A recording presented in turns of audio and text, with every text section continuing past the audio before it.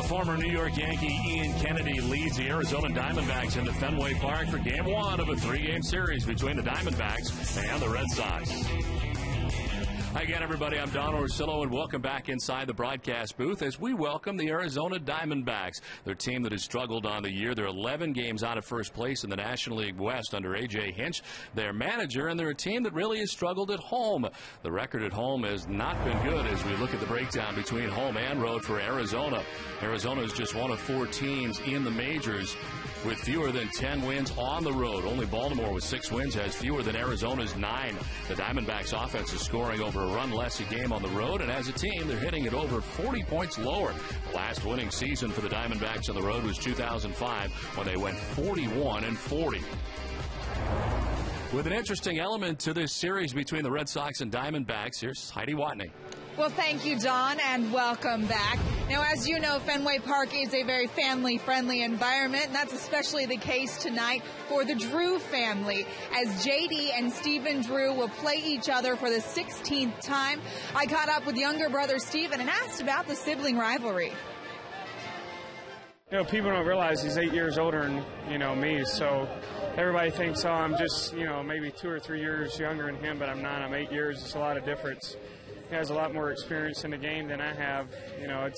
I'm going on, 5 years almost, so, he's going on 13.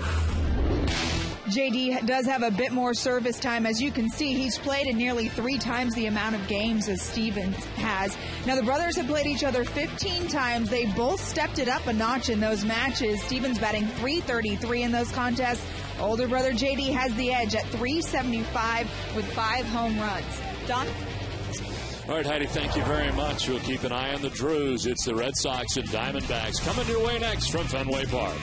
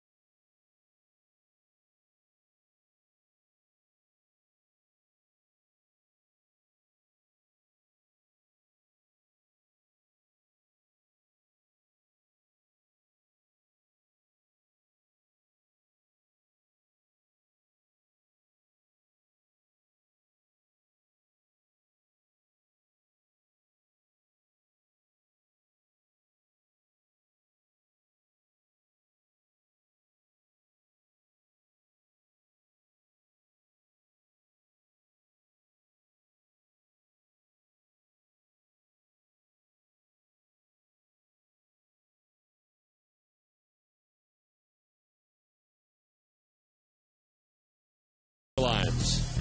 New England Subaru dealers. Dunkin' Donuts. New England Ford dealers.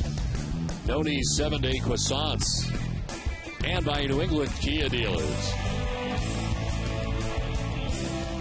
And welcome back to Fenway Park, everybody, as the Red Sox get ready to take on the Arizona Diamondbacks. Part of interleague play as the National League West invades Fenway Park. Red Sox taking 2 out of 3 from the Philadelphia Phillies to begin this homestand. It continues here against the Diamondbacks. And, of course, then Manny Ramirez and the Los Angeles Dodgers will be in. But the Red Sox starting the night 4 games back of both the Yankees and the Rays to start action tonight.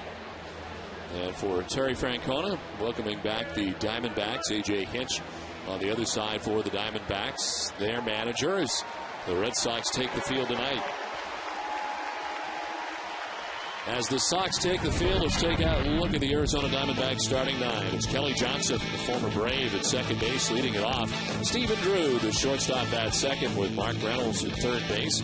Adam LaRoche is at first base, briefly a member of the Red Sox. It is Miguel Montero who does the catching. Chris Young is in center field with Justin Upton in right field. Tony Abreu, DH, bats eighth. And Jordardo Hara is in left field. He bats ninth.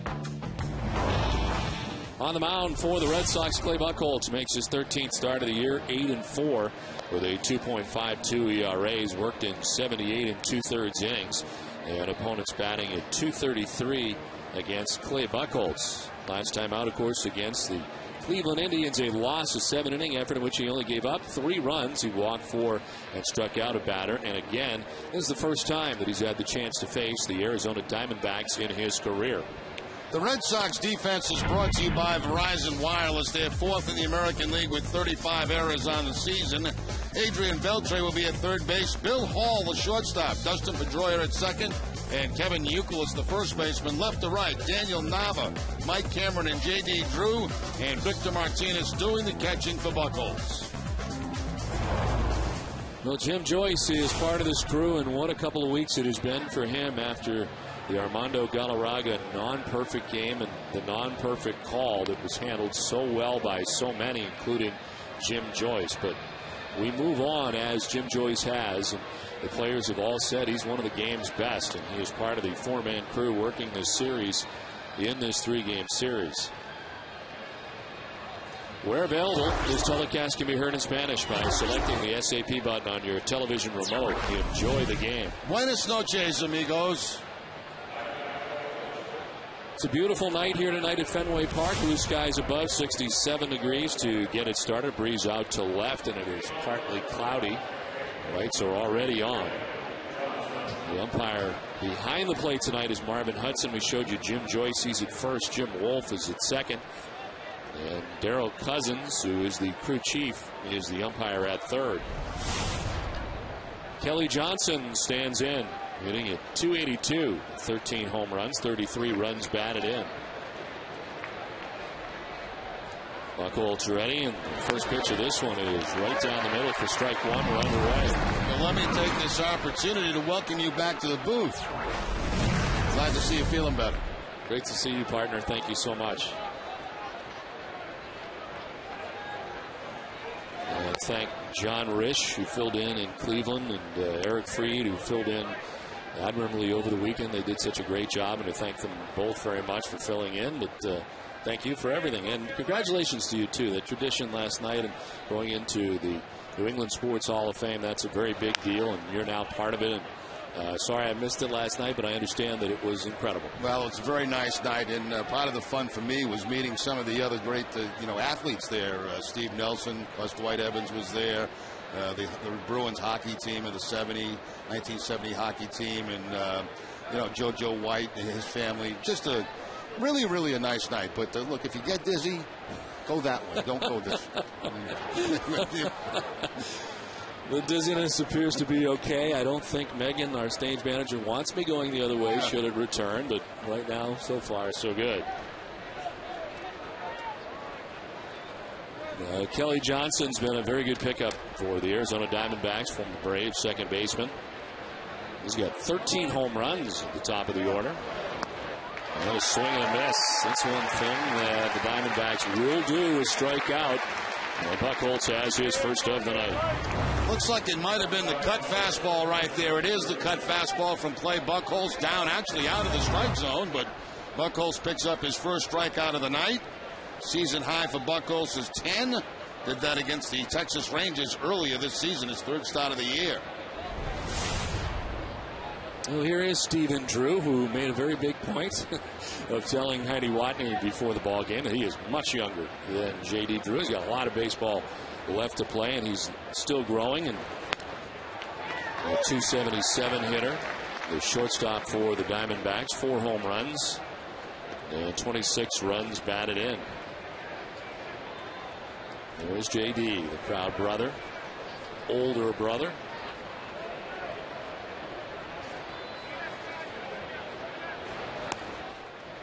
Red Sox should be able to pile up some strikeouts in this series against the Diamondbacks. They do strike out an awful lot. As a matter of fact, the most in the National League, but they've got some power. They hit home runs. They do walk a lot.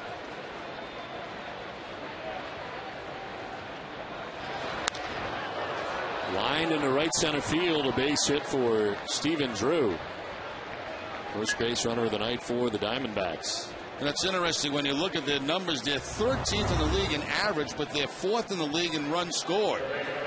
That's the changeup from Buchholz away, and Stephen Drew hooks it into center field for the base hit.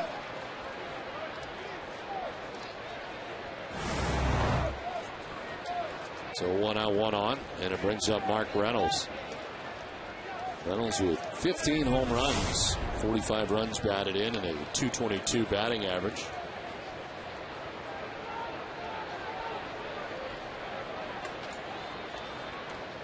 And 15 home runs, good for second in the National League in home runs. This one is fouled back, hot, right below us.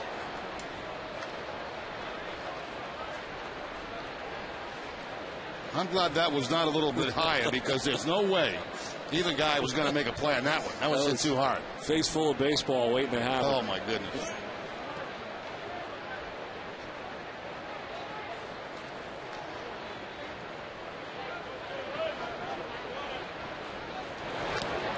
Rose fouls it back 0-2. I mentioned he was second in the National League in home runs with 15. Corey Hart is first of the Milwaukee Brewers with 17. The major league leader now in home runs is in the American League, and that's Miguel Cabrera, the Detroit Tigers, with 19.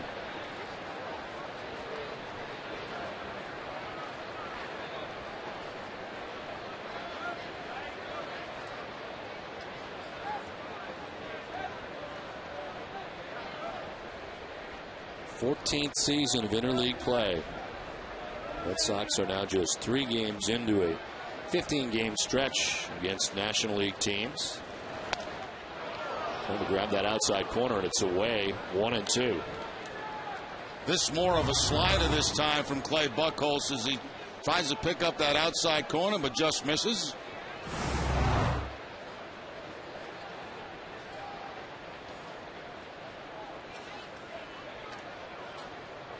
Now, listening to Clay, he's referring to his slider at times as a cutter as well. It's almost like he's calling it a cutter slider. I mean, what differences are you seeing at all, if any, between the two? Well, the last pitch had a much bigger break on it, so I would call that a slider. The one he struck out Johnson on to lead off the game was a very tiny little break on it, so that would be called the cutter. The 1-2 misses inside. And it is 2-2, but you can just call it a slide cut or something. You know, we can come up with something. Because he's called it both when talking about it. And he said that that's been one of the bigger keys for him this season.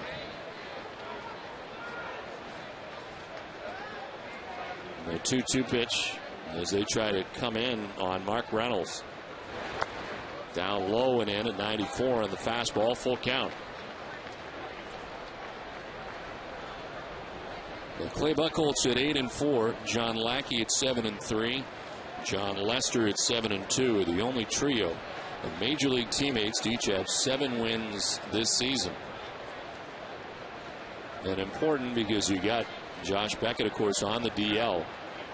The rest of the starters are pulling their way, and of course, Daisuke Matsuzaka, a surprise DL situation with the forearm. Jerry, that had to be a shock here over the weekend. That was stunning. What was that, on Saturday afternoon?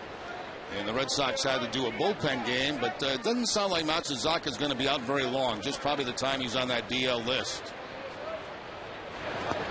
Reynolds with a swing and a miss. Second K of his first inning for Buchholz. 2 down.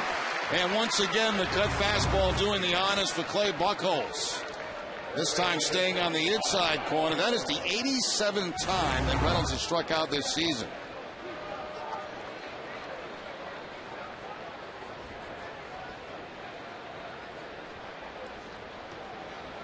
Two down, Stephen Drew at first base. And here is Adam LaRoche.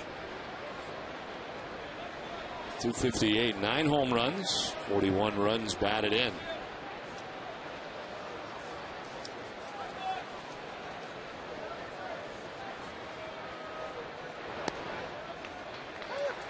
Sat safely in 10 of his last 15 games.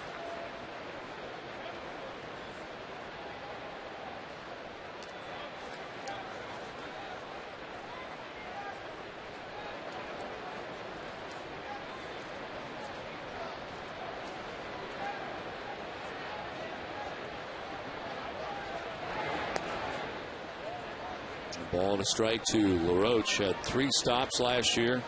Pittsburgh, of course, Boston, and Atlanta. Collected a career best 154 hits last year in his time with the Red Sox. A couple of doubles and a home run.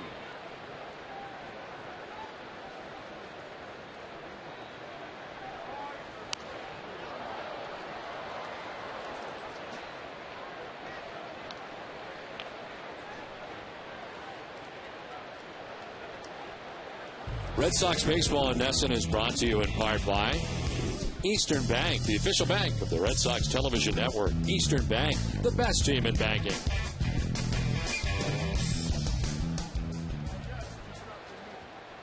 One ball, 2 strikes, 2 down here in the first inning. Stephen Drew at first base.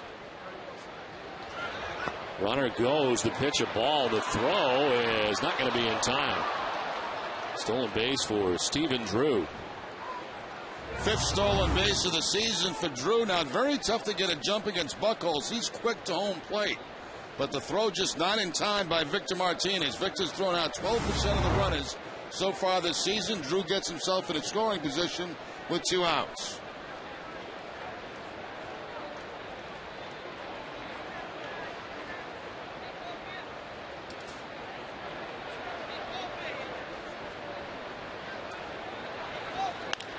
LaRoche grounds one back up the middle into center field. A base hit. Here comes Stephen Drew.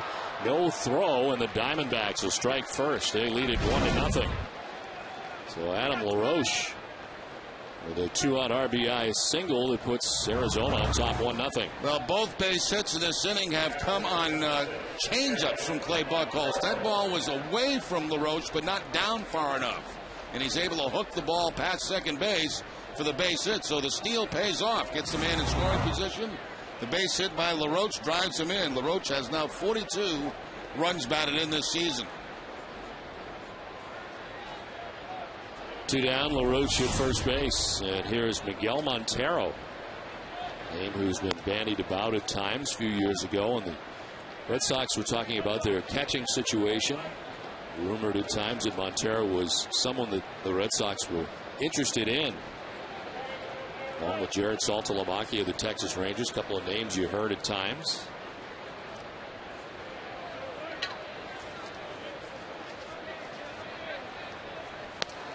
Montero spending a good length of time on the DL.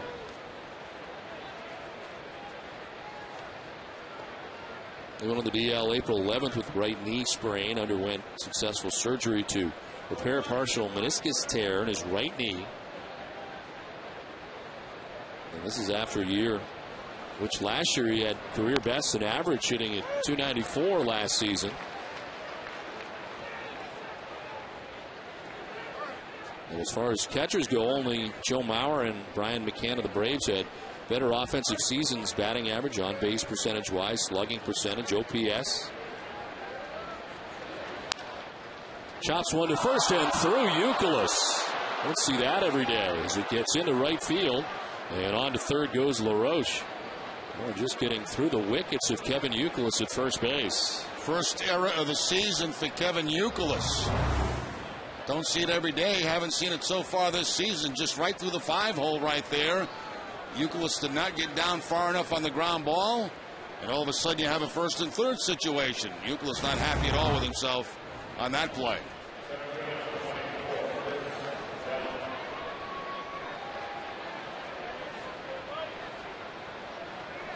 So 2 down, first and third, and the inning continues for Arizona.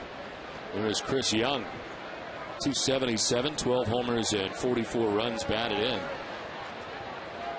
He's hit safely in 10 of his last 11 games, and hit 300 during the last 11 games.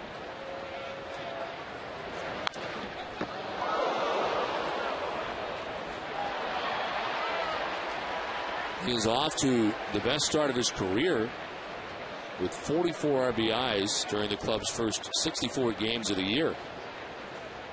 He's second on the team, only behind Mark Reynolds, who has 45.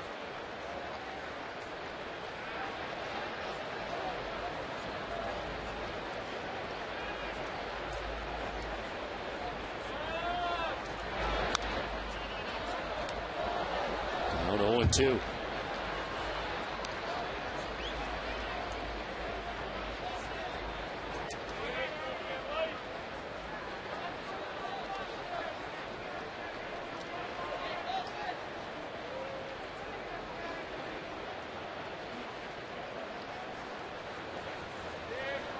At third base, Montero at first base, 2 down, a run in.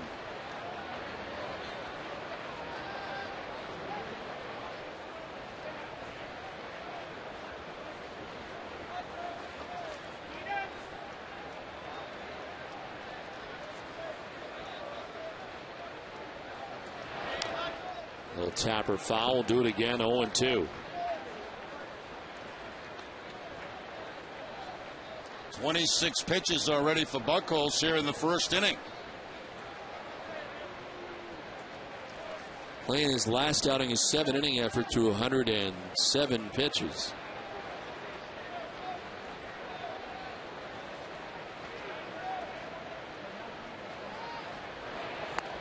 Swing and a miss. Ends up striking out the side. Takes some work to get it done, and it's the Diamondbacks who take a 1-0 lead.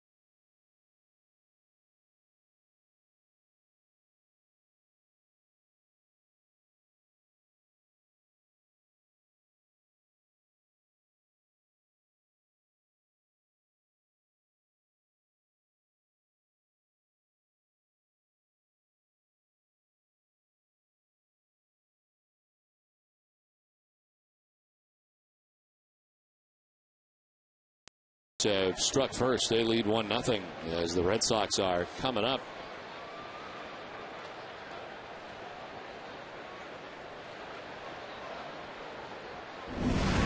Ian Kennedy toes the rubber with Daniel Nava standing in to begin things here in the bottom of the first inning. Well, the night, another leadoff hitter for the Red Sox as Nava takes strike one. And Kennedy, part of the 3-team deal, involved the Yankees and at one point Edwin Jackson.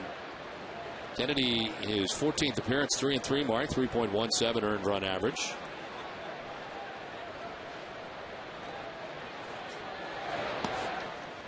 Sixth opponent batting average, 244 in the National League among NL starters. Daniel Nava, how about his start? 4 for 8. And the grand slam on the first pitch. Now, Jerry, I know you were here this weekend, but there was a lot written about the contributions of Joe Castiglione as part of this. Did you catch all of that? No, I didn't catch much of it. We had some of Joe's quotes on Nesson, but it was on the pregame show, I think, wasn't it? Yes, and Fox made a reference to it as well. Joe generally will talk to a player as soon as he arrives. As Nava turns on this, sends it a long way down the right field line, but foul. And for Joe, I mean, that's, you talk to guys every day to fill your pregame show up. So as soon as there's new blood who walks in the clubhouse, you're on it. It's like a vulture. You're all over it. It's time to go. And Joe got right to Dan Nava, said, hey, let's do an interview. And then generally Joe will make a tape of your first hit. But he always says, swing at that first pitch, you may not get another fastball. And it's something that Chuck Tanner had told him years ago. And it worked. And it happened. Joe did it again. I can't completely agree with that theory, though, because you do get more than one fastball. But you never know. Generally in the course of your career, you will get another fastball. But you're ruining the story. I know. I don't get the story. So Joe has batting tips for every kid that comes to the big leagues. He may be leaving broadcasting and be a hitting coach somewhere in a major league staff very soon. As Daniel Nava swings and misses and strikes out this time for the first out. Let's check out the Red Sox starting lineup. It's brought to you by your New England Chevy dealers. Daniel Nava leading it off and in left field with Dustin Pedroia at second base. David Ortiz at DH with Kevin Youkilis at first base. Victor Martinez does the catching with J.D. Drew in right field. Adrian Beltre at third base. Bill Hall is at shortstop batting eighth. And Mike Cameron in center field bats ninth.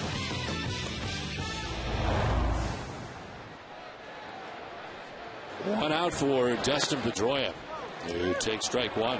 Well, Nava didn't get a fastball that time. He got a curveball from Ian Kennedy for the strikeout. Kennedy's first of the night.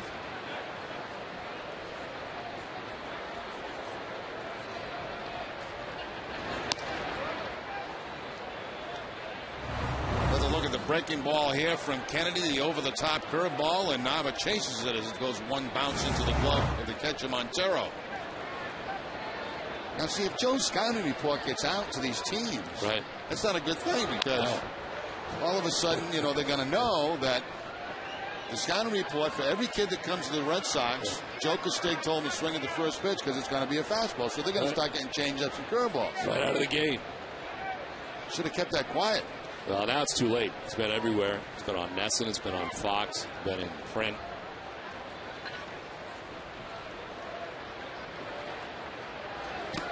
Pedroia gets hit. And on the side, he'll head down to first base.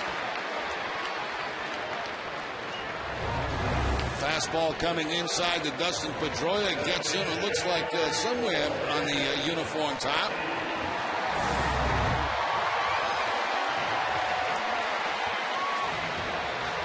One out, one on. David Ortiz coming up.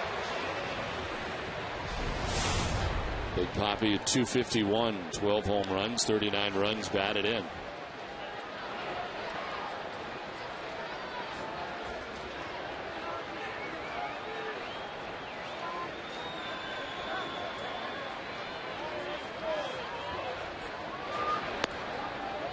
Outside for ball one.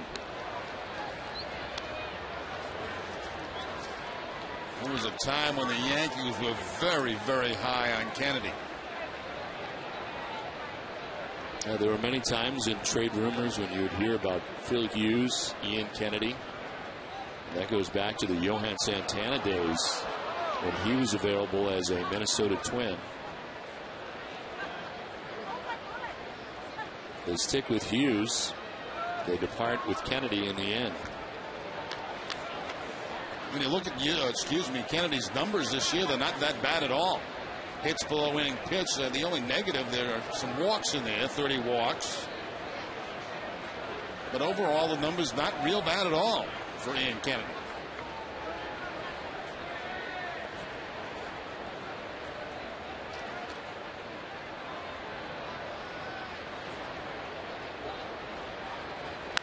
Ortiz jacks it to deep right center field, falling fast and falling out. Two-run home run for Big Papi, his 13th of the year. Sox take the lead 2-1.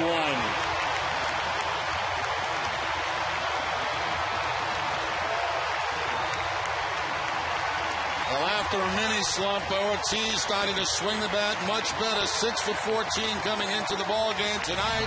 He jumps on a Kennedy fastball and a line shot home run out over near that Red Sox bullpen. I'll tell you, pretty close to that Jordan sign.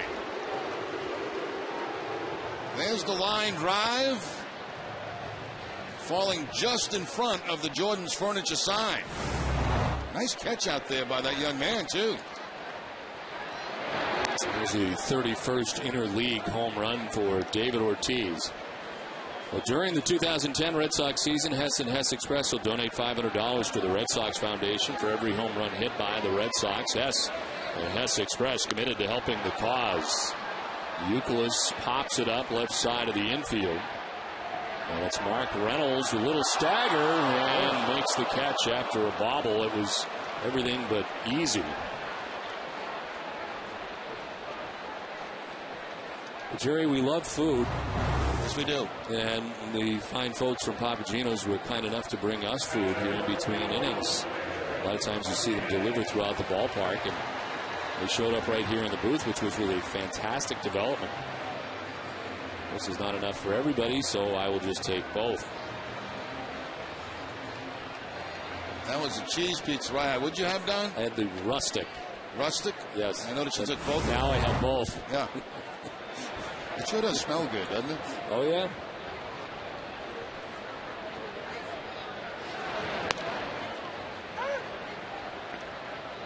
Well, here's Victor Martinez. 301, 8 homers, 34 runs batted in. He was 3 for 7 in the series against the Phillies. Hops it up with a shift on for Victor Martinez. Third baseman Reynolds, much easier try this time. A 2-run home run in the inning for David Ortiz has given the Red Sox a 2-1 lead.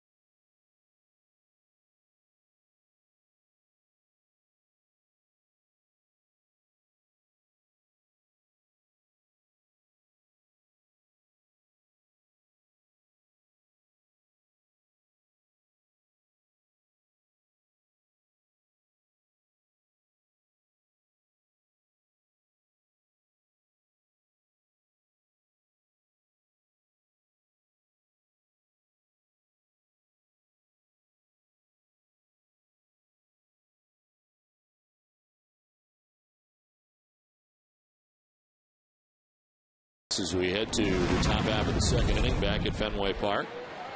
Clay Buchholz ready to work. 27 first inning pitches. And it is Justin Upton who leads it off and takes strike one. 242, 10 homers, and 30 runs batted in for Upton.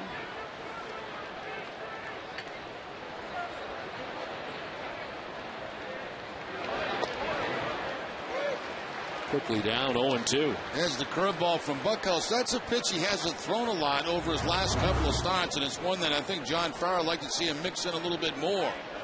Good curveball on the inside part of the plate that time from Buchholz.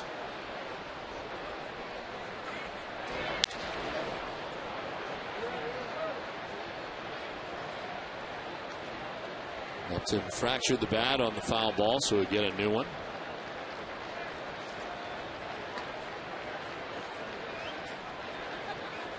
Tony Abreu and then Gerardo Parra. 7, 8, and 9 expected for the Diamondbacks here in the second inning.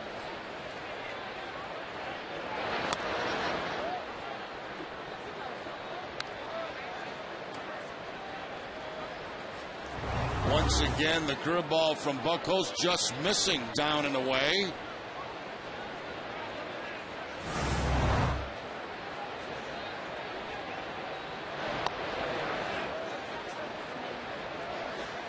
Justin Upton making his first All-Star team last year, setting career highs in every offensive category.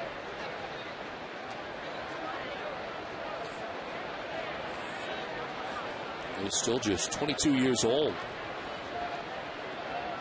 4th year now in Arizona. Foul straight back, still 2-2. But he finished up the year hitting at .300. He had 26 home runs, 86 runs batted in.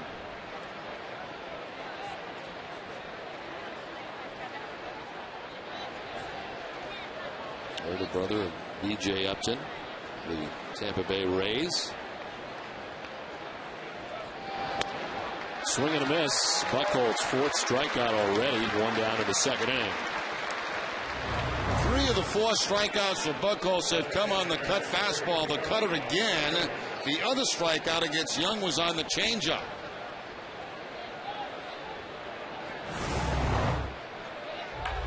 The league leaders are brought to you by Olympia Sports, the official sporting goods retailer of the New England Sports Network. Strikeouts, National League team batting highs, and the Diamondbacks are 601. That includes the 4 punch-outs Clay Buckholz has tonight, as he deals with strike 1 to Tony Abreu, the DH. .313, no homers, 5 runs batted in. Right side and diving is Youkilis. Buckholz will cover the out, and he is at first for out number 2. Now that's the Kevin Youkilis we all know and love.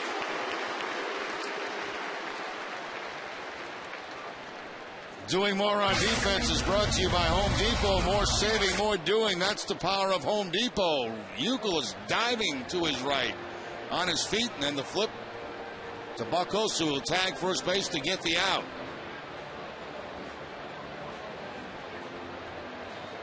Pretty good feed from an awkward position, too, by Youkilis to Buckholz. 2 down here in the second inning. There's Gerardo Parra.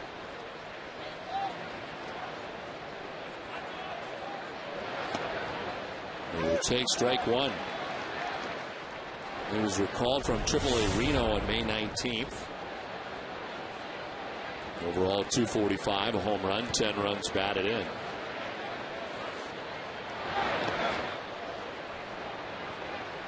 Vote for the Amica Pitcher of the Week at Nesson.com and enter to win a $100 gift card from Nesson to the Yawkey Way team store.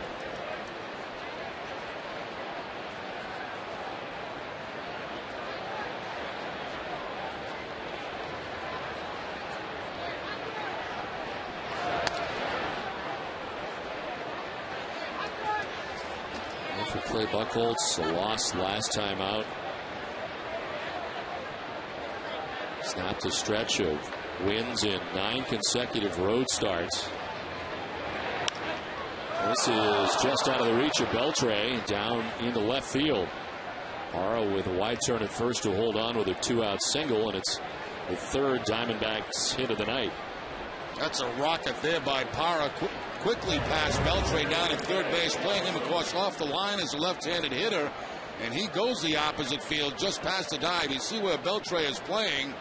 And the crossover step to dive, but not there in time to make the play.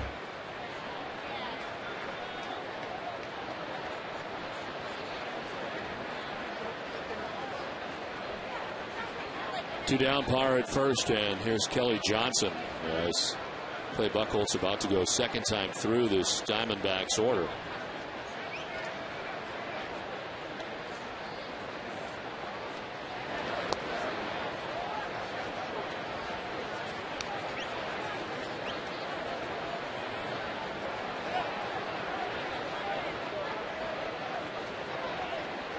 over the last 6 starts for Clay Buchholz.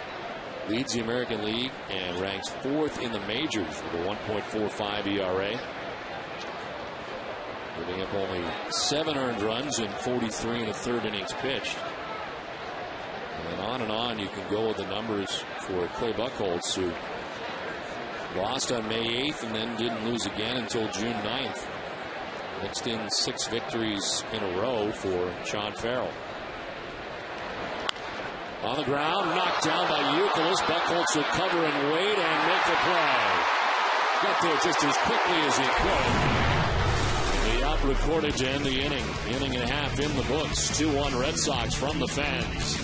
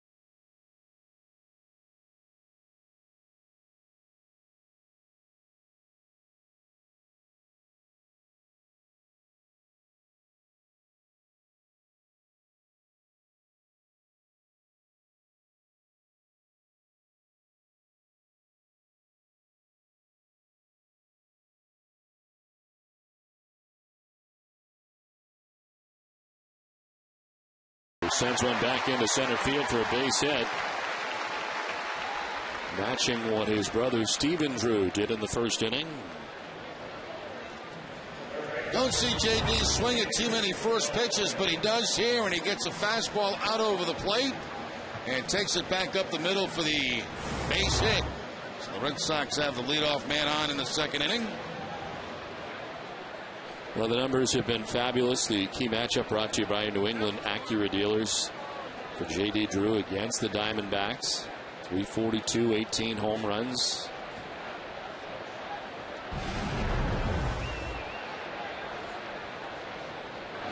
Remember the first year J.D. Drew was in a Red Sox uniform. It kind of took until interleague play for him to get comfortable in a Red Sox uniform. And I remember us being in Arizona, that's really what it started for J.D. Drew when we were in Arizona. And he said, admittedly at the time, just comfortable going back to some of the places that he'd only known before. It's a short on to second for 1 to first for 2, and quickly a double play. Adrian Beltre, Drew, both retired. Enjoy the Red Sox-Dodgers game in Green Monster seats this Saturday, June 19th, during the Red Sox Foundation's annual Monster Mash Party. Your ticket includes monster seats, food and drink, autographs from Sox legends, pictures with the trophies, and more. Proceeds benefit the Red Sox Foundation's Red Sox Scholars and RBI Youth Baseball programs. Tickets are going fast, so get yours today on the web at redsox.com/monstermash or by calling 617-226-6002. 2 down here in the second inning for Bill Hall. He gets the start at shortstop in the absence of Marco Scudero. All 239, 5 home runs, 16 runs batted in. Scudero getting a nerve root injection in the left side of his neck. Jerry, it does not sound like it's going to be a long time. Very well could be back tomorrow. Yeah, Tito actually said that he wanted to play today, but they want to give him the extra day off to make sure that everything heals properly, and should be back in the lineup tomorrow. He's been hot. That's the thing. I mean, Scudero's been playing great with it. Last 16 games, a .365 average, 10 doubles, 2 homers, 11 RBIs, 14 runs, 8 multi-hit games. Marco in the last 16 games. But rehab has not been working, as he said. Hall grounds one to short. Stephen Drew's got it. And gone are the Red Sox on 7 pitches. We played 2. It's 2-1 Boston.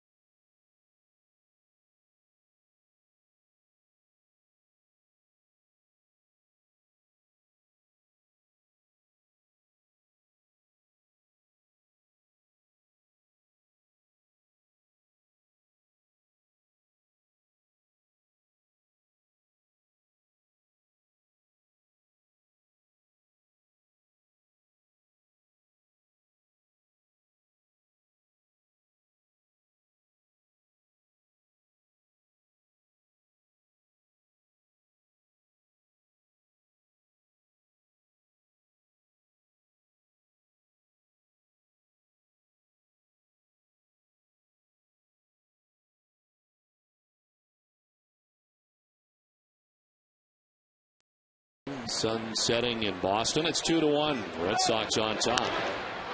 Stephen Drew shoots one to center, but it's right at Mike Cameron, who takes it below the cap high.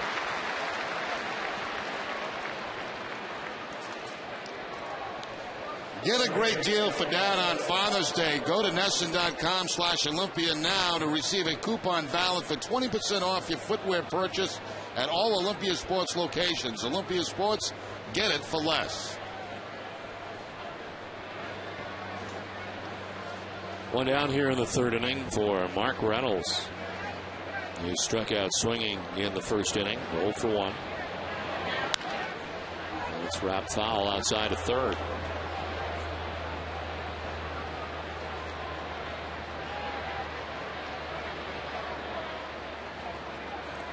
Jerry, you and I are both huge Celtics fans. How you feeling? Oh, I'd love to see it get wrapped up tonight. I don't want to see it go to a Game 7. But what a terrific ball game that was the other night, and a great win for them to at least have a chance to win 1 out of 2 out in L.A. Can it be done tonight? I think so.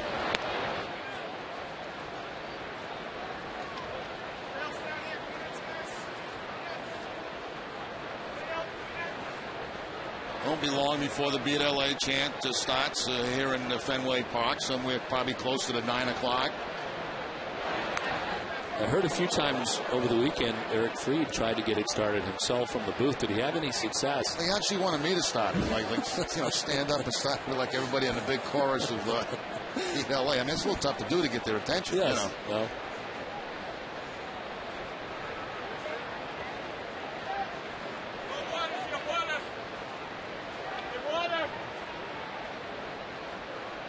The 1-2 to Reynolds. There's a swing and a miss. Elevates. Reynolds strikes out, and it's 5 Ks for Buchholz. 2 down. Second time he's got Reynolds tonight. One time on a cut fastball. That time on the regular fastball. Elevating in the strike zone to pick up the strikeout.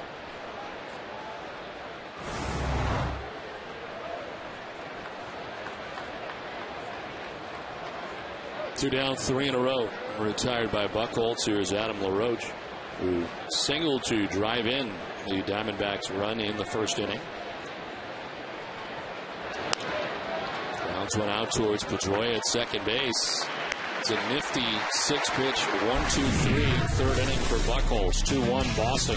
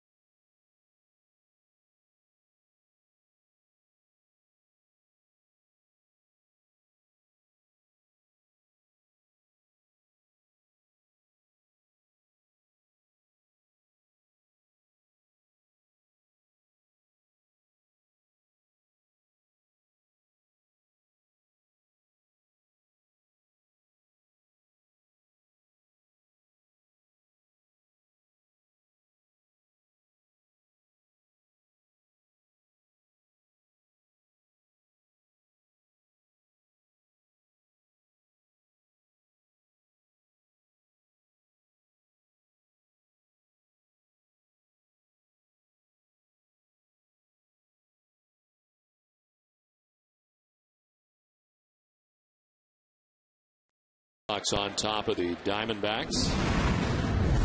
Mike Cameron, Daniel Nava, and Dustin Pedroia to bat. As Cameron hits at .270. No homers and 2 runs batted in.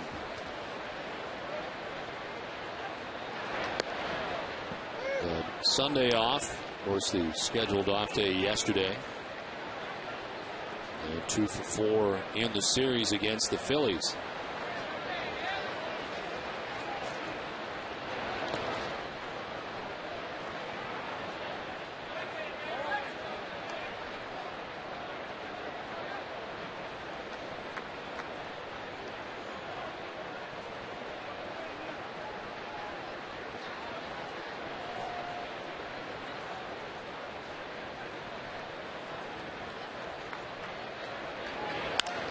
Lined into left field, a base hit for Mike Cameron. Hara plays it, but Cameron's got a single to begin things here in the third inning.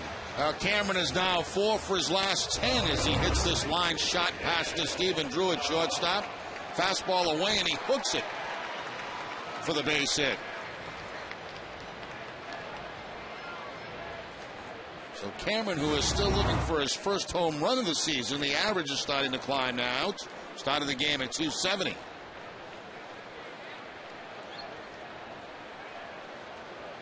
Lead runner on for the second straight inning. Red Sox had their lead runner quickly erased in the second on a double play as Daniel Nava stands in and takes strike one. He's recorded multiple hits, including at least 1 extra base hit in each of his first 2 major league games coming into tonight. He is the first member of the Red Sox to accomplish that feat since Danny Schaefer did it in 2 straight games back in 1987.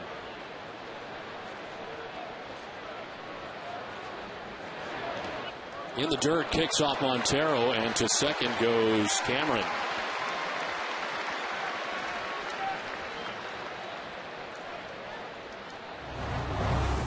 Cameron gets a free ride to second base as that curveball bounces and bounces and deflects off Montero, the catcher, far enough that Cameron can get in the scoring position. When you watch Nava hit, he has an unusual approach to hitting where he steps out with his right leg and then becomes almost stagnant before the pitch comes in.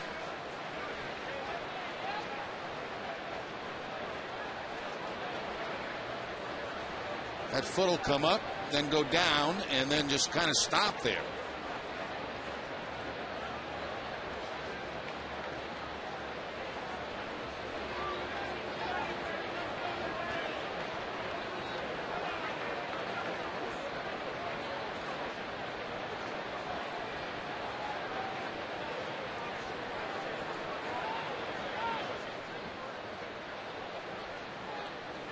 For every Red Sox game that goes into extra innings, the Red Sox get a save. CVS Pharmacy will donate $500 to Children's Hospital Boston. CVS Pharmacy, the official pharmacy of the Boston Red Sox.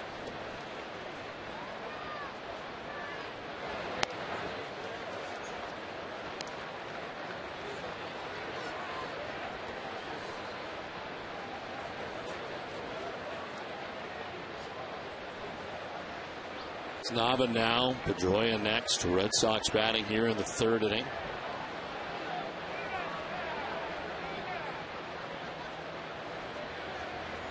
Two-one to Nava. Down and in, snap throw to second base, and sprawling to recover that is Drew. Almost ended up in center field as Montero checks on Mike Cameron at second base. And it took Montero a long time to get rid of this ball. He had to reach across his body and then the pickoff attempt to second base. Stephen Drew has to kind of dive to keep that ball from going into center field.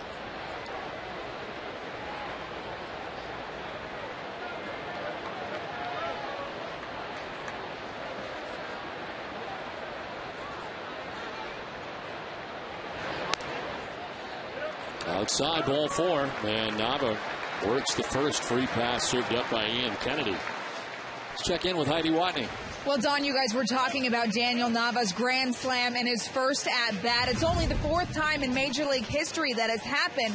Well, his teammate Jeremy Hermida also did that in his first at-bat with the Marlins back in 2005. Now, Mike Lowell was there to witness both, and I asked him about Hermida's grand slam today. And I know he crushed one to right, but there in Miami, the field's kind of big, so it's never a no-doubter.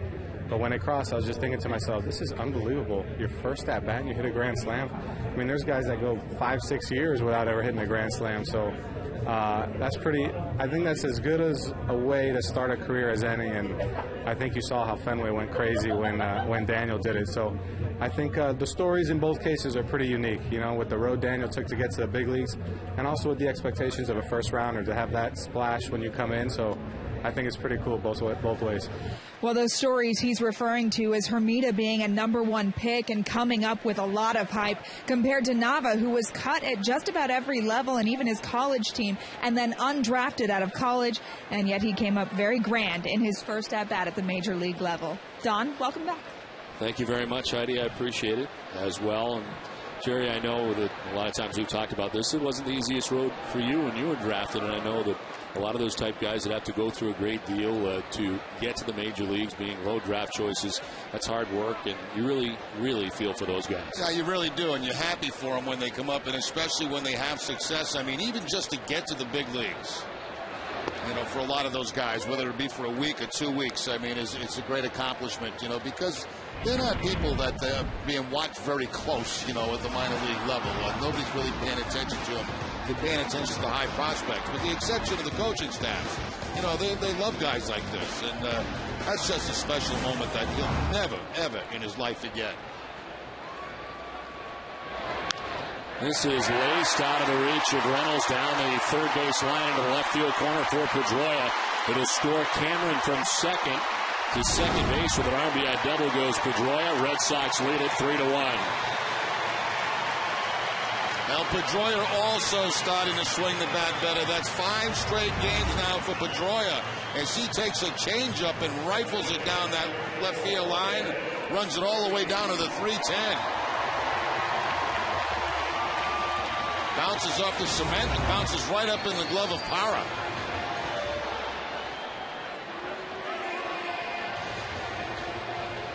'23rd of the year, ties him with Vernon Wells.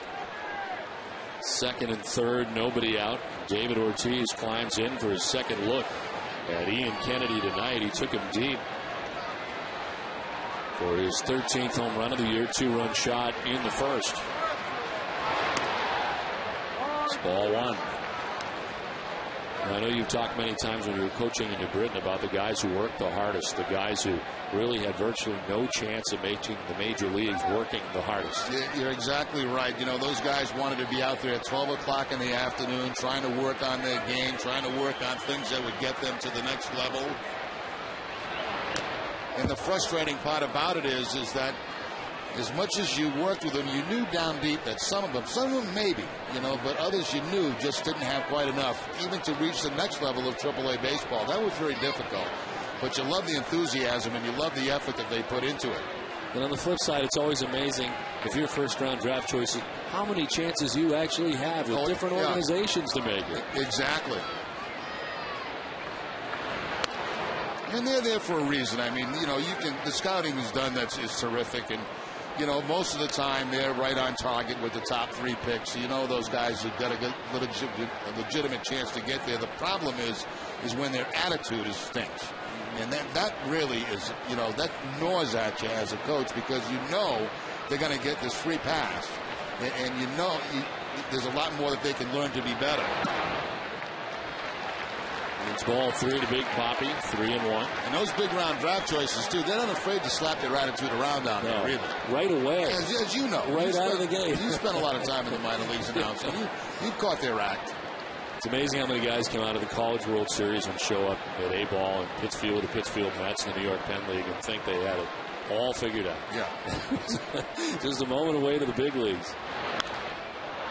This one is popped up the chute as Montero, the catcher in foul ground, will make the catch. And Big Papi is the first out of the 3rd inning. Want to cheer on the Red Sox from the legendary Green Monster? Pick up the Boston Sunday Globe this Sunday on June 20th to find out how you can win a pair of Fenway's most sought-after seats. The Boston Globe and Boston.com. We've got you covered, Boston. One thing you learn when you get to the big leagues is that you never have this game figured out. It can bite you in a hurry.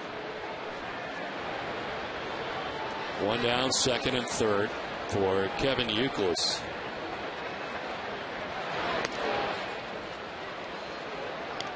You know, we talk about Clay Buchholz and that very thing. You throw a no-hitter.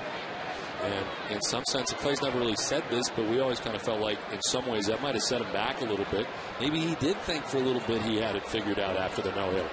I don't know if he thought so, but a lot of people did think so. Yes, you know, around him. Yeah. And it took a lot of work to get back to where he is now, more than a year. And, of course, starting last year, at least half of it at AAA with the Pawtucket Red Sox before being called up right after the All-Star break. And ever since, he's been truly one of the game's best. In the dirt, gets through Montero. Here comes Nava. He'll score. Red Sox lead it 4-1. Wild pitch. Pedroia takes 3rd. Red Sox up their lead. Well, a couple of wild pitches already in this game for Kennedy. And this one costly as it brings in a run for the Red Sox. Daniel Nava scores. You know, staying on that tone for just one more thought. When I got drafted and I got to camp, I was totally blown away by the talent around me. I'd never seen, you know, players from California and Florida. And our #1 pick that year, and I let his name go clean on this, but he pulls into camp, and in those days, a vet was like, you know, beautiful. He had a big yellow vet with his name #1 on the back. And everybody just wanted to puke when they saw it, you know. Did he make it? Was he big? I'll tell you what, he made it, but he never made it big. and he never made it as an everyday player. And quite frankly, I didn't think he wanted to be an everyday player because he wasn't good enough to be. But he had that big yellow vet. Boy, he was styling down there in the minor league.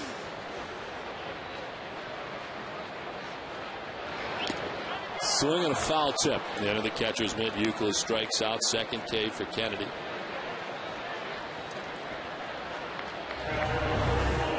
Rising fastball this time from Ian Kennedy. That gets by Euclid.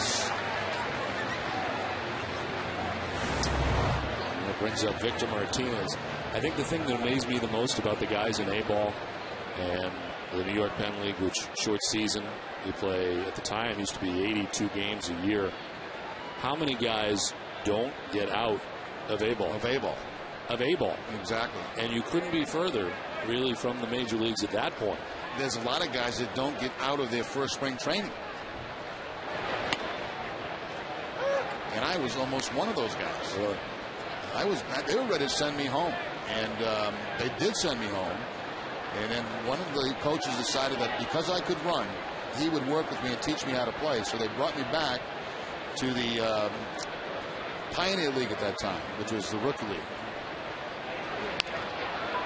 Shift is on again. Ranging is Drew. Throw off balance, and they don't get Victor. Scoring is Pedroia, and the Red Sox lead it 5-1. They have had the shift on for Victor Martinez in each of his first two at-bats, and this one costs him as it is a hit and a run, and the Red Sox lead it 5-1. You know, actually, Steven Drew makes a pretty darn good play out of this. Look how far he has to go to backhand that ball, and makes it a fairly close play at first base. Throwing across his body, going away from the bag. A pretty accurate throw to first base, but Victor beats it.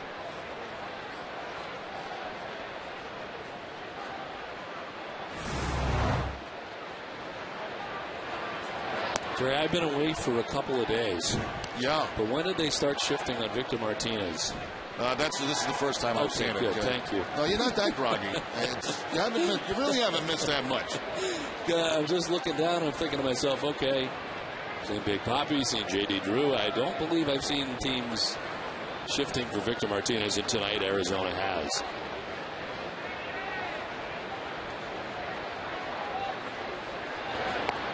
J.D. singled his first time up, takes a strike, and evens the count at 1-1.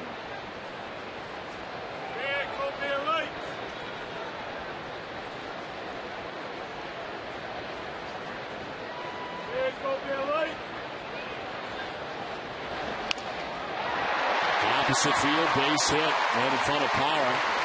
And 2 for 2 is J.D. Drew as Victor Martinez moves up 90 feet to second. Now J.D. hit the first fastball for a base hit up the middle. This time he takes a curveball from Kennedy and shoots it the other way. Right by his brother, who was put in the shift against J.D.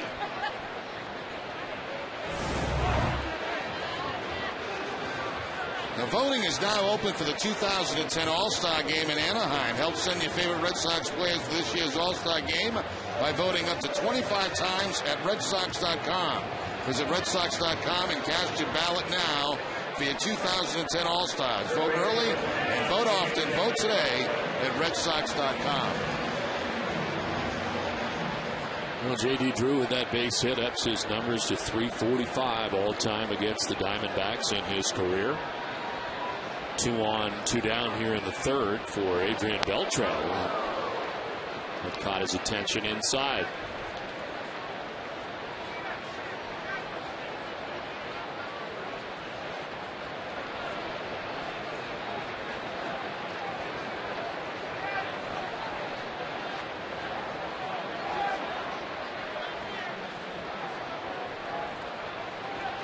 Very little breeze here at Fenway Park tonight. Flag in left center is basically still. A very comfortable night from Fenway. This one's top foul, 1-1. And earlier during batting practice, there was a pretty decent breeze blowing straight in from center field, but that has subsided. And this is a great night for baseball.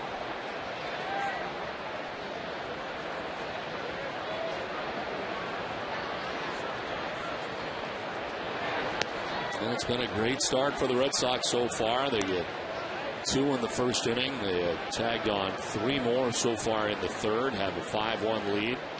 Terry Francona enjoying interleague play, even though he won't admit it. Not a big fan of it, but if you look at the numbers, he's got to start to be a fan of it because the Red Sox have done so well over the years.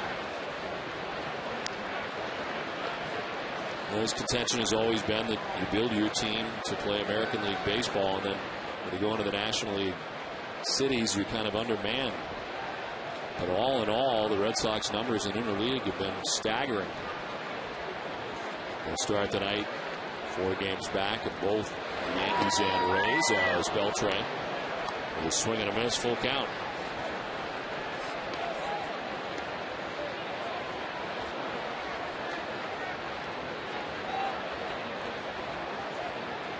Bill Hall on deck.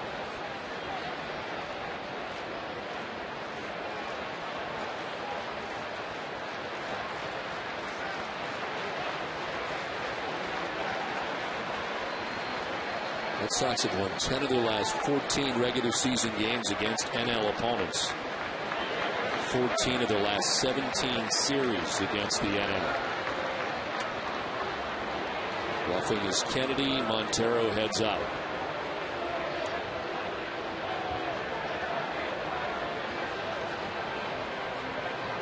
Red Sox fans remember every game night at midnight to tune in to Nesson for Sox in 2. It's the Sox latest matchup replayed in a convenient 2-hour format. Sox in 2 is brought to you by Ace Tickets. Great seats and great prices.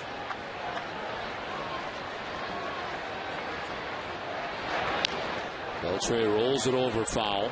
And we'll do it again, 3-2.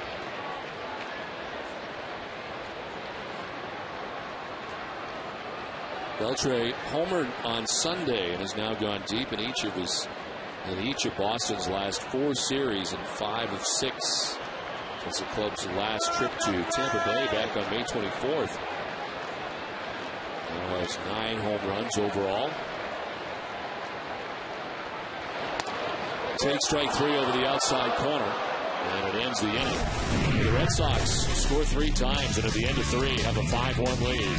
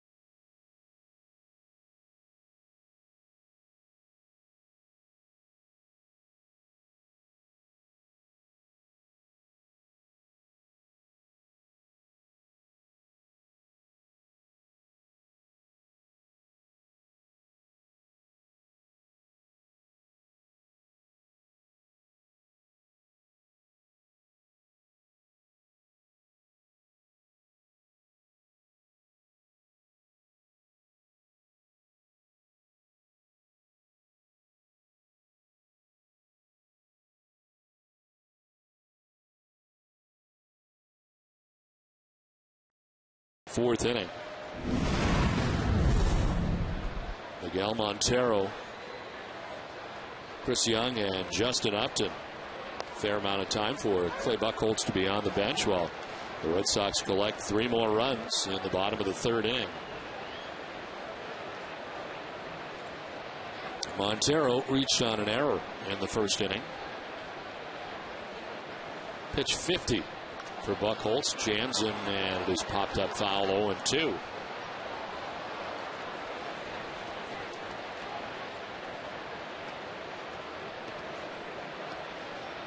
Clay has received an average of 5.49 runs of support per game this season. And just under that with 5 even runs here at the moment as he works to the first batter of the 4th inning.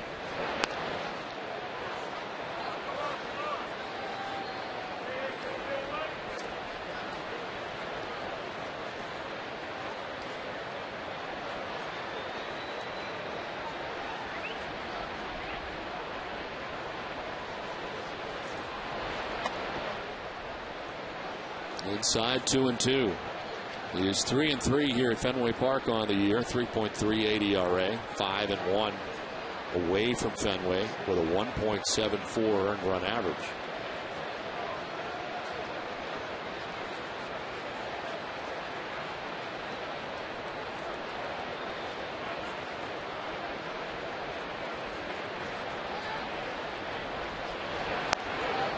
Ball 3, and you can tell he didn't like that last pitch. Full count. Buchholz goes spinning off the mound after this last pitch. Tried to throw a cut fastball, not even close to the strike zone, and makes a complete 360. Actually, for style points, that wasn't too bad. Good landing.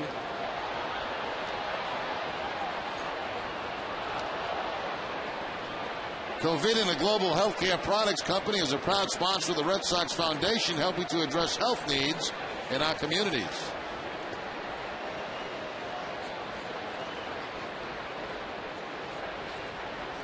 Montero reached on an error in the 1st. Full count to him to begin the inning.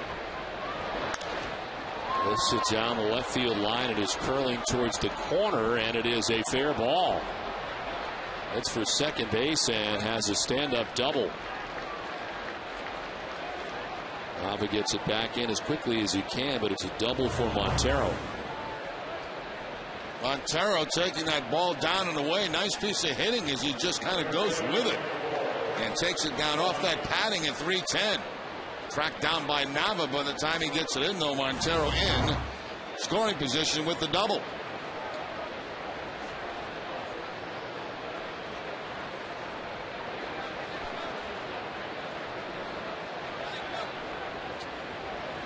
So leadoff double for Chris Young. Strikeout victim in the 1st inning. He went swinging. 1 of 5 strikeouts for Clay Buchholz. No strike 1.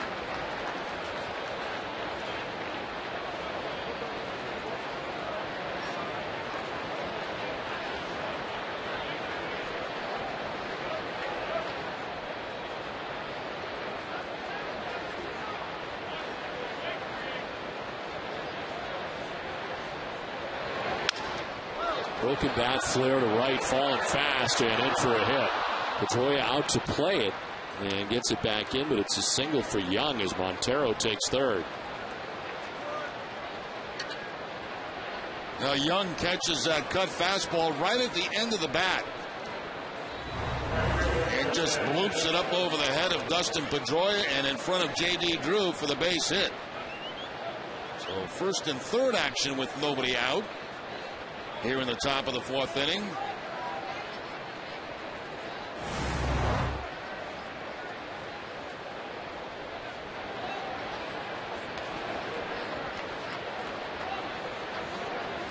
Here is Justin Upton, the right fielder, struck out swinging in the 2nd inning, 0 for 1.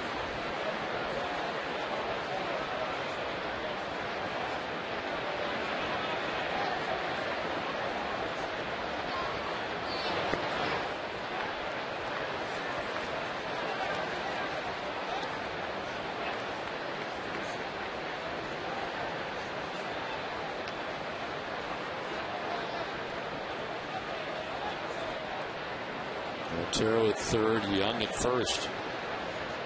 It's not only the first time Clay Buchholz has ever faced the Arizona Diamondbacks. This is the first time that Clay Buchholz has faced a National League team. He's not been part of interleague play. It's just worked out that the times that he has been on the Red Sox roster that he has not matched up against an NL foe. And of course, last year joining the team after the All-Star break. Runner goes at first. Upton takes the strike, no throw, and a theft for Chris Young, who gets into scoring position with nobody out. And really no chance at all for Victor Martinez to make a throw. This was a great jump at first base by Young. He's got 11 steals now, and he's only been caught one time. So a couple of stolen bases by the D-backs. Stephen Drew in the first inning, and now more recently Chris Young here in the fourth.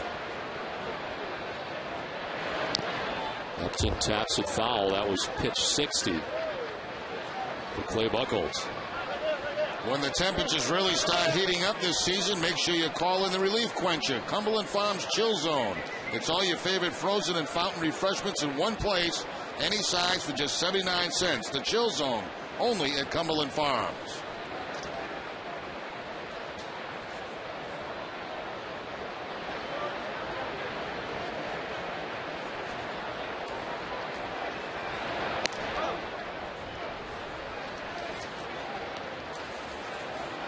For the Diamondbacks coming in, they have lost 10 straight road games.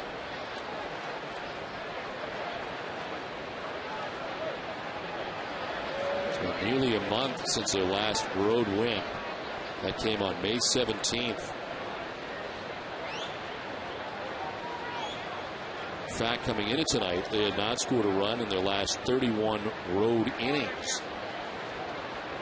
And they took care of that in the first inning tonight with a run in the first. Ball three, full count.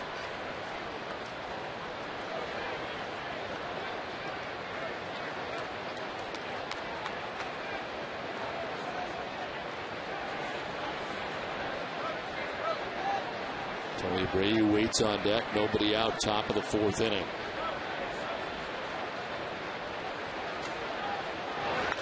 Upton hits it high and deep to left. Back goes Nava looking up, and it's off the ladder and the wall. It'll score Montero. Young scores behind him. 2 runs in. It is a 2-run double for Upton. And it's now 5-3. Red Sox on top.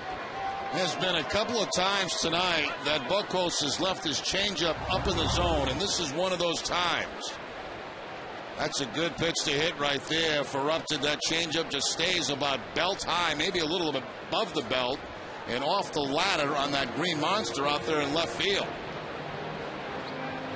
Clanks around the ladder, and then one bounce to Nava. So, you know, Buchholz makes a couple of good pitches that'll go for base hits. That ball down and away from Montero wasn't a bad pitch. The Young cut fastball was toward the end of the bat, looped in, but then that high changeup and 2-run score.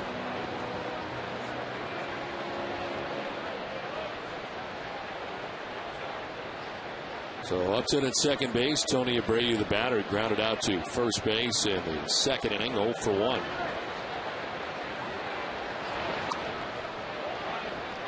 Ball 1.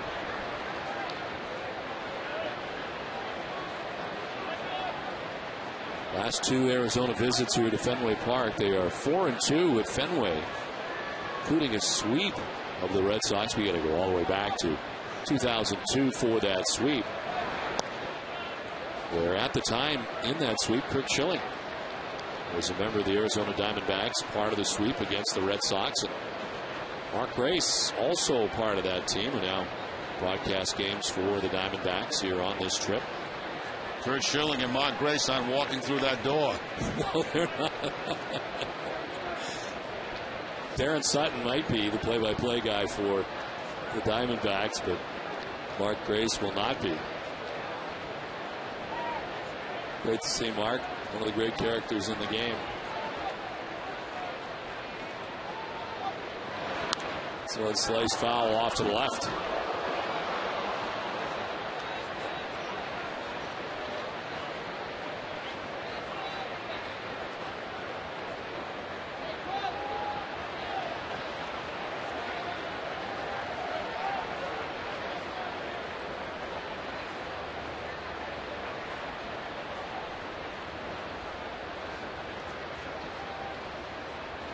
2-1 to Abreu. Slash foul, 2-2. 95 on the fastball.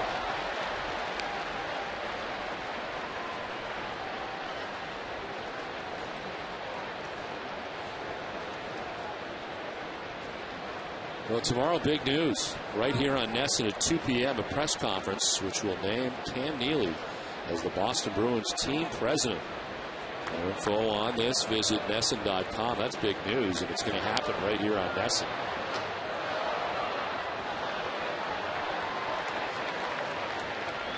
Well, the Bruins have made such a big turnaround over the last few years.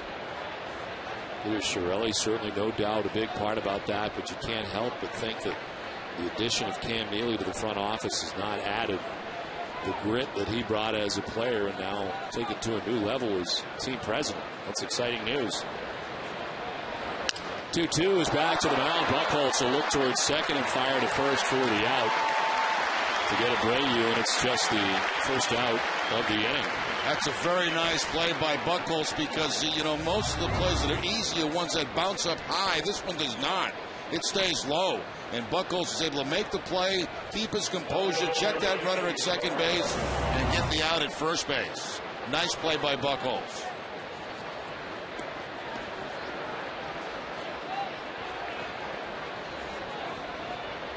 Upton at second base, one down. Gerardo Parra singled to left field in the second inning, 1-for-1.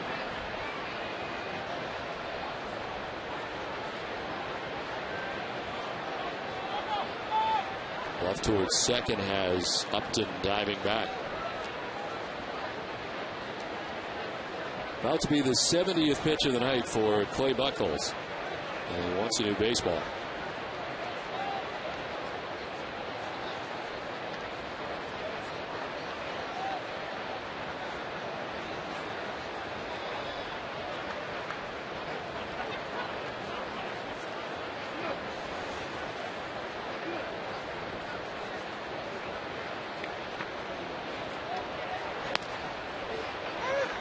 Strike one.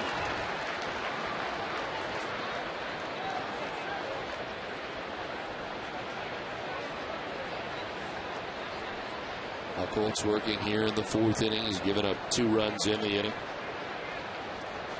after a run in the first.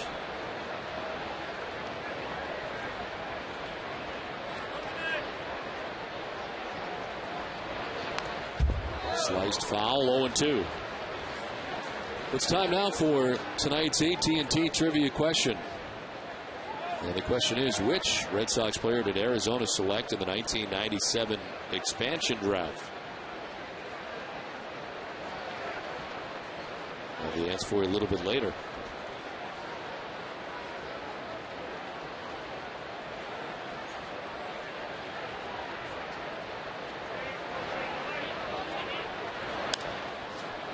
Flared to left. Nava moves over and makes the catch for the second out. Still no advance for Justin Upton at second base. And there's 2 down here in the fourth inning. Well, Nava was in shallow. He was not playing very deep at all for Parra, and he's able to come in just a few steps to make that play. When the ball left the bat, it looked like that may have had a chance to drop in because it was slicing away, but Nava, who was playing shallow, was able to get to it very easily.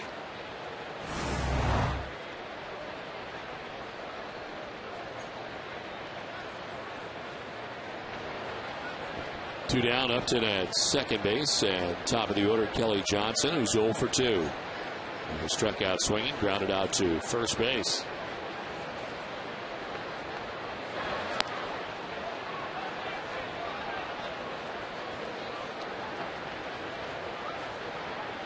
Well, the Diamondbacks lead the National League in seeing an average of pitches.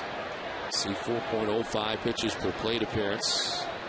Kelly Johnson, 4th in the league in that category.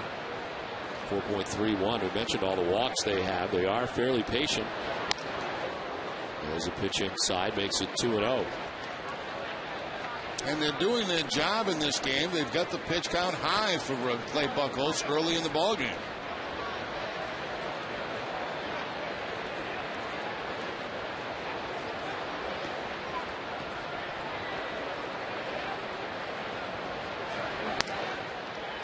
There's a strike, 2-1. That's the changeup again from Buchholz, but again, it's up in the zone. Not exactly where he'd like to have that pitch.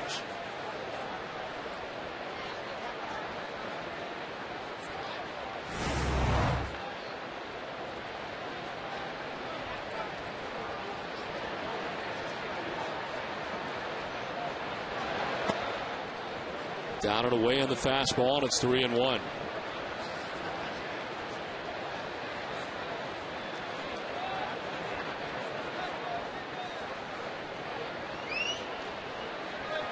Stephen Drew waits on deck. 2 outs in the inning. Justin Upton at second base. And there's ball 4. It's just the first walk given up by Buchholz, and it'll bring John Farrell out.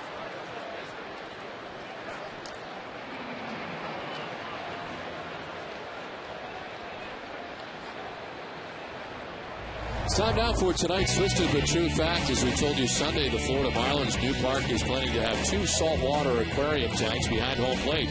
One thing they didn't take into account, the people at PETA, they're unhappy, saying that loud noises and bright lights would be stressful. They suggested robotic fish or plasma screens showing underwater sea life. Twisted Tea Hard Iced Tea is a refreshing hard iced tea that tastes like real iced tea. Be a little twisted. So PETA's getting into it now, huh? PETA is involved. You know, the first time I saw that, I didn't like it. I mean, it looks kind of cheesy to me. You know, fish floating around behind home plate. Last thing you want to do as the Ren dog is upset PETA, too, because you are a dog. Yeah, no, I have no problem with PETA, but I'm, you know, I looked at that the first time. I said, what is this? That's just a gimmick thing. You know, build a ballpark without fish. We don't need fish in a ballpark. How are you on the Ray tank? I don't care about that because it's way out. You know. Okay. How about the pool where these guys play, Arizona? You okay with the pool? I don't care about that either because it's way out. You just don't want it behind home plate? I don't want fish floating around behind home plate. What happens when a foul ball hits off the bat? It's going to scare all the fish. Right. Line to center. Cameron will make the catch. Stephen Drew lines out hard. 2 runs in for the Diamondbacks. 5-3 Red Sox.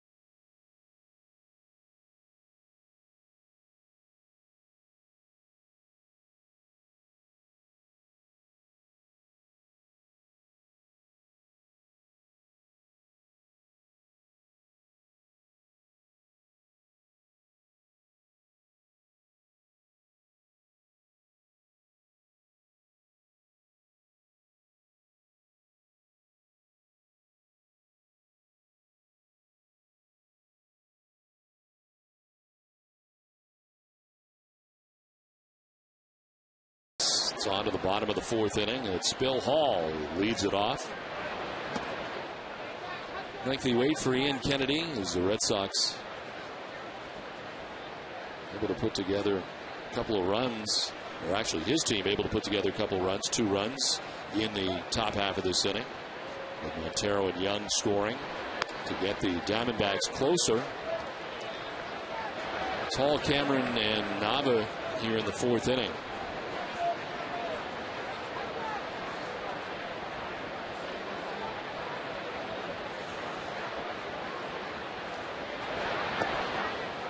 We got some clarification between innings that fish do have heart attacks. Really. So if a foul ball hits there, it could cause a heart attack to the fish, and you got a poor kid sitting with his father or mother right behind home plate watching this, and you see this fish having a heart attack. What it would be traumatic. To me, it's dumb. The whole thing is dumb. I just don't like that setting. You know, when baseball is family fun, it's not watching. It's not watching dead fish. Speaking of dead fish.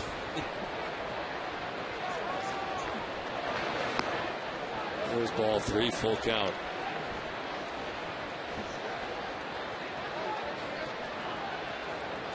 So if you had a vote whether or not they should go through with this, yours would be no. No, I originally thought that the other day when I saw it for the first time. I said, that looks stupid.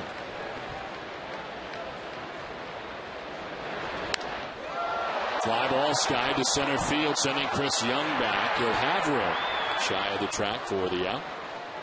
And Hall's ball, they seem to die out there in center field for out number 1. Red Sox Nation, if you need medical care while at Fenway Park, visit the Beth Israel Deaconess First Aid Stand behind Section 12. Beth Israel Deaconess Medical Center. It's the official hospital of the Boston Red Sox.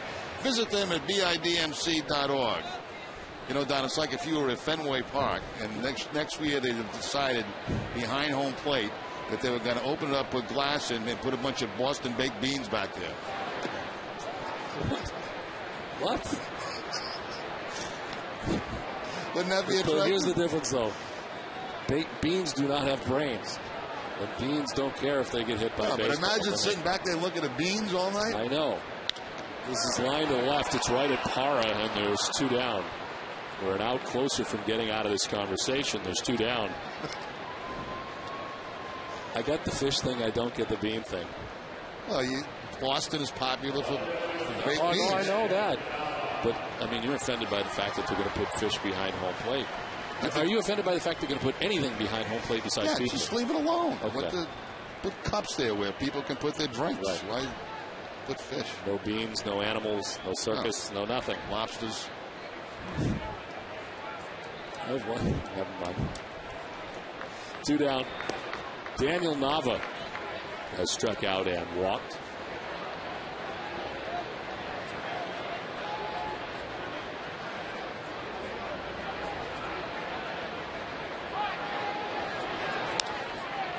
So it's sent foul down the left field line, and we'll check that out. Our trivia question answer. It's time now for the answer to tonight's AT&T trivia question. Which Red Sox player did Arizona select in the 1997 expansion draft? And the answer is Jeff Suppan. They took him in the first round, 3rd overall. If I'm not mistaken, I think he's making a start for the Cardinals tonight. He was released earlier by the Milwaukee Brewers and was signed by the Cardinals, getting the start tonight for St. Louis against Seattle. Jeff was 1-7 with a 6.68 ERA for Arizona in 1998 before finishing the season with Kansas City, and of course came back here to Boston again with the Red Sox.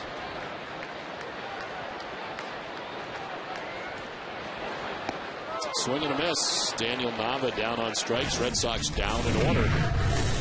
5-3 Boston at the end of 4.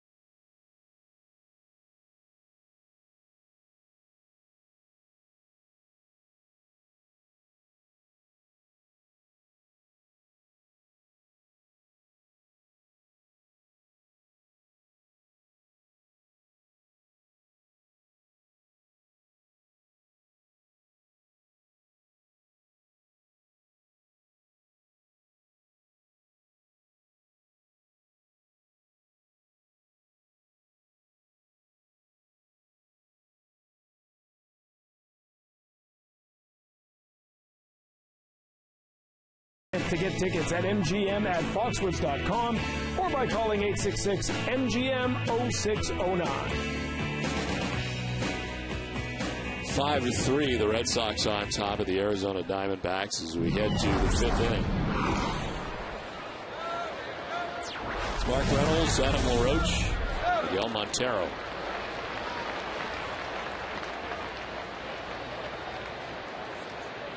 Reynolds has struck out twice, once in the first, once in the third.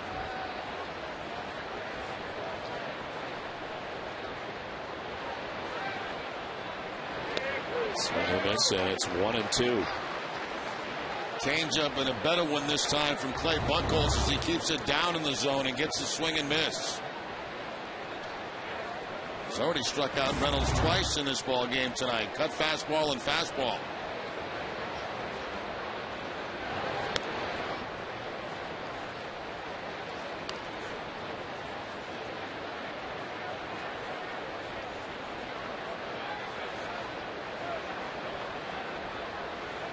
Three pitches for Buchholz, dealing with the first batter here in the 5th inning.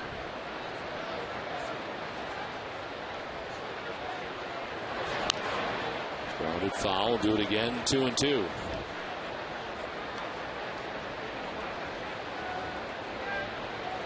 Diamondbacks are 6-15 during a stretch in which they're playing 11 consecutive series against teams with records over 500 or better.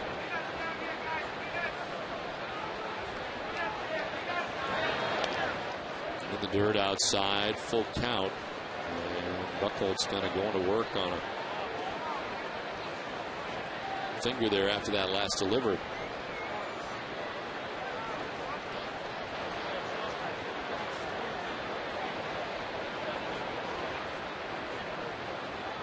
He's had 1-2-3 inning. That was the third. Swing and a miss. Picks up strikeout number 6 and has got Mark Reynolds for the third time tonight by way of the K. Well, he got him on a cut fastball in the first, a fastball in the third, and now a changeup in the 5th. So add 3 to the total. That's 89 strikeouts on the season for Reynolds. Pitching line is brought to you by A's Ticket. 4 to third for Buchholz. 6 hits, 3 runs, a walk now. 6 strikeouts, 86 pitches. Roach takes strike 1. Single and a ground out, and 2 plate appearances tonight for LaRoche.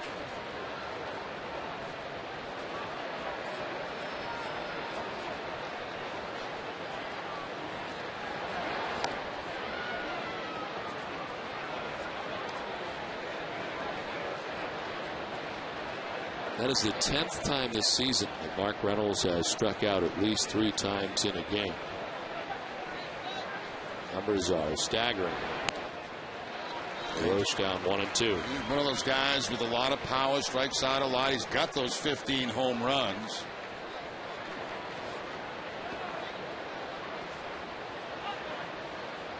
.223 home runs. 223 strikeouts a year ago. So tap foul, 1-2.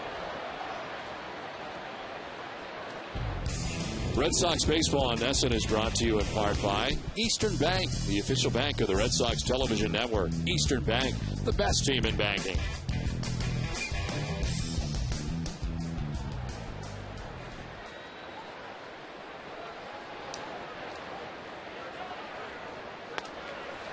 Framed by Martinez, but it's outside.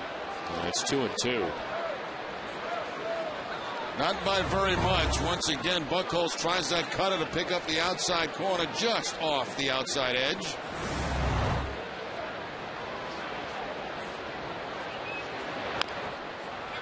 Little number that is a foul ball.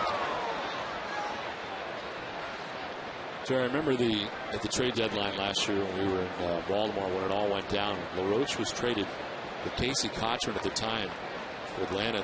They switched places and you try to figure out what the deal was there.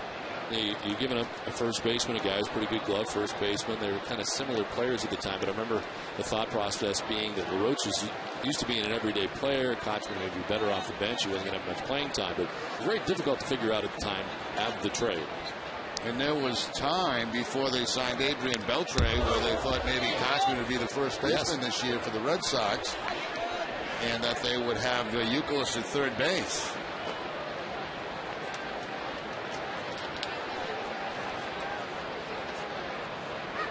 Yeah, it did seem like a strange flip at the time. We kept thinking there was more to the deal. Yeah. And there wasn't. Swing and a miss. Back-to-back strikeouts for Buchholz. 2 down here in the 5th. And back-to-back strikeouts on changeups. Once again, the changeup to LaRoche to pick up the strikeout.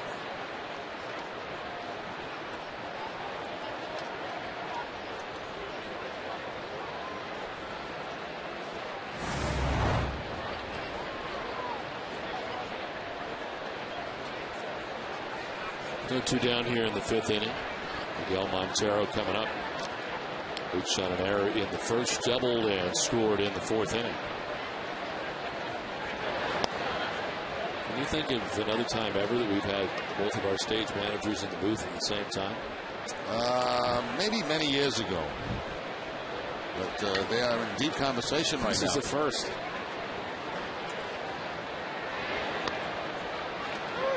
Strike 1, 1-1. Christina Connolly in the back, Megan Severson in the front. One is here, one is not every night, and tonight they're both here. It's a strange occurrence. I like the shirt, beat LA with a piece of pizza. You can't beat that. Came up because the food's good.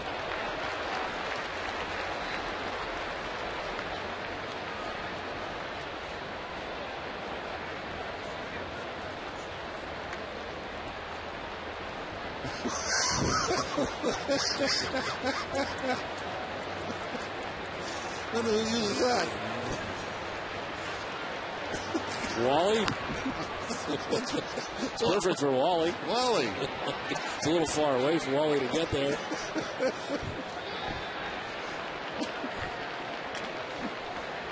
Oh, the crown right on top of the Powerade.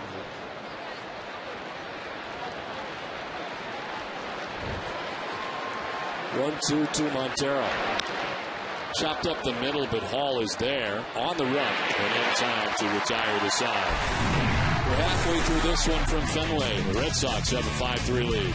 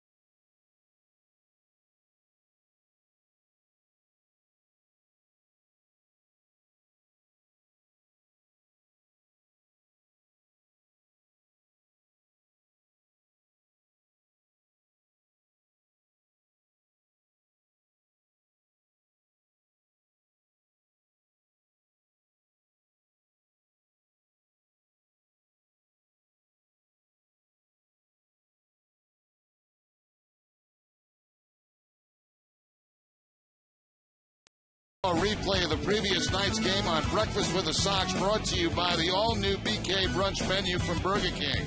It's Brunch the BK Way, mornings till 10:30. Participation may vary.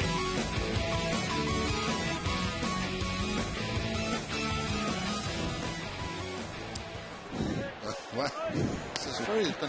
It's been a very strange night. It really has. There's lots of stuff happening. It's the bottom of the 5th inning. 5-3 Red Sox lead, 72 pitches. For Ian Kennedy, Dustin Pedroia leading it off.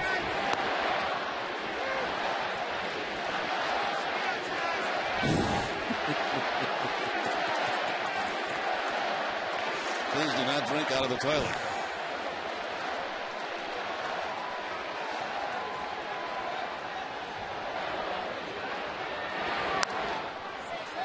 You know, different teams bring things that are significant. Right. Al Grohl with the shovel, you know, the whole thing. I wonder why the Diamondbacks bring the mini toilet. I don't know. No idea. That's maybe something Heidi can look into tomorrow. Yes. For the pregame. That's right. And Heidi's right down there. She could probably find out right now. Right now. The 0-2 is to right, falling fast in for a base hit. B.J. Upton takes it on a hop, but Pedroia is on for the 3rd time as check in with Heidi. Well, Don, I will work on getting the answer to your question about the commode. But first, we all know Manny Ramirez is coming to town this weekend. Tickets are still available for that series against the Dodgers, specifically Green Monster tickets for Saturday's game as the Red Sox Foundation is hosting the annual Monster Mash. I spoke with Meg Valancourt about the event. We take over the entire Monster. It's all the food, the drink, it's the game tickets. We have Red Sox legends coming to sign autographs. You're going to come and sign some autographs. There's all sorts of surprises up there, and it's all wrapped into one price. So graduation present, birthdays, forgot someone, made a mistake and need to make it up to someone, this is a great way to do it. Plus, what's really wonderful is that the proceeds benefit the Red Sox Foundation, and in particular our Red Sox Scholars Program. It is for a great cause and would be a great Father's Day present. Of course, Father's Day coming up on Sunday. Tickets are still available. As she said, it includes food and a chance to come in early and watch the Red Sox batting practice an hour early.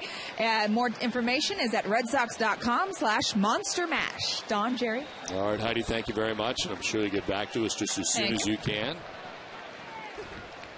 More information on the commode.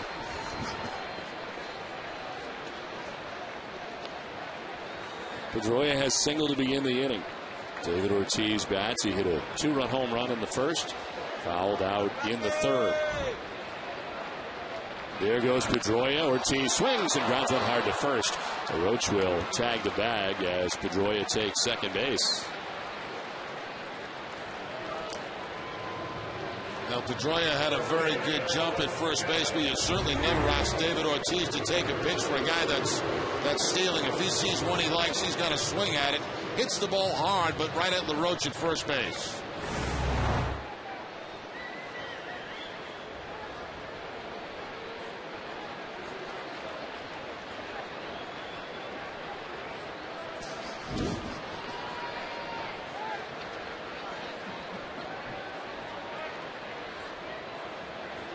One out runner at 2nd base. Kevin Youkilis, the batter.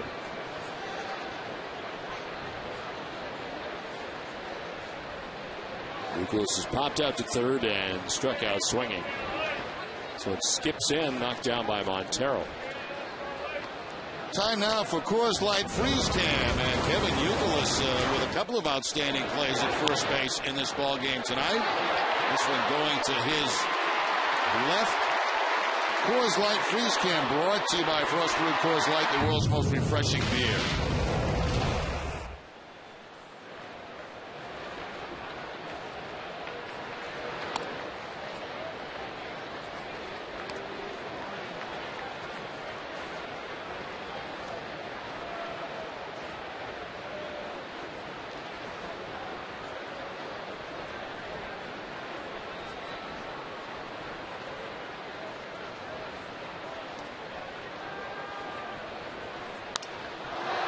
Fly ball down the left field line, curving towards the pole, down the line, and it is a fair ball.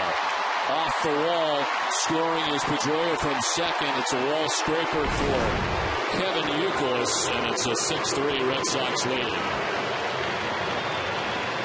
was hard to tell what that ball was going to do. Basically no breeze in the ballpark tonight, and it just stayed straight and scrapes that wall on the way down. First it looked like maybe it had a chance to go for a home run. Then the question was it going to stay fair or foul? That's a typical Fenway double right there. It's a wall scraper on the way down. Nicholas almost stumbling around first base, but makes it in a scoring position, driving in a run. His 41st of the season.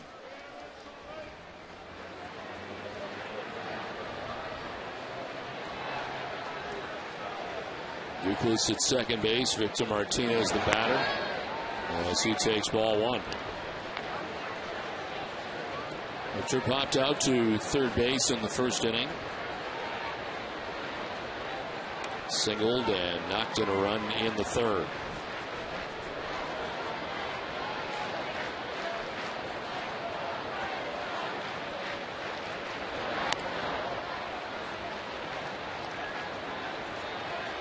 Let's check back in with Heidi. Well, Don, I have the answer to your very important toilet seat question. It's if they have a bad at bat, you just flush it down the drain and move right on. So they leave it there as a reminder. So it is a motivational tool. It is. It is. And it keeps you guys laughing, so everyone wins. Heidi, excellent work on that. Excellent reporting. That is investigative reporting at its best. And that's not a bad idea, though. Flush your bat and back down the toilet. I would want a bigger toilet, though. I wouldn't feel good enough just flushing that little toilet. That wouldn't do it for me if I had a bad at bat.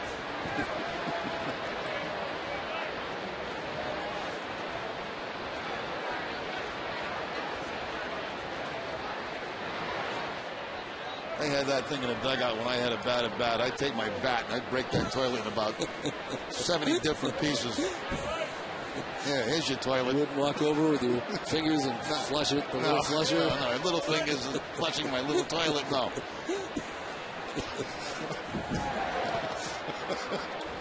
You smashing that thing. That thing wouldn't last 2 seconds on teams I played on. Did you ever have the punching bag down the runway at all? Yeah, we've had that. Imagine Rick Burleson coming back and flushing a bad at bat down that toilet. He'd be taking his bat and... I didn't even see the handle where you go to flush it. I mean, it can't be very big. Oh, boy.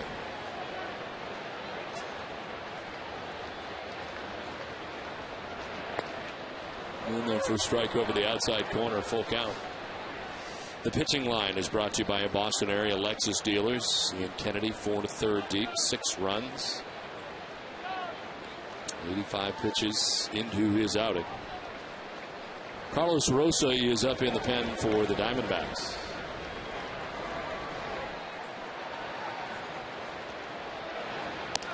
Ooh. Swung at that, but it almost hit him. And he's saying that he's trying to get out of the way, but it did look like he went around first look. It did. It looked like the bat came around with Victor Martinez.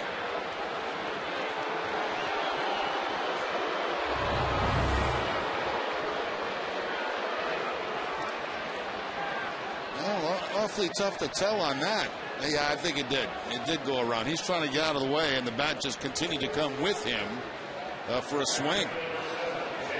Very strange strikeout there.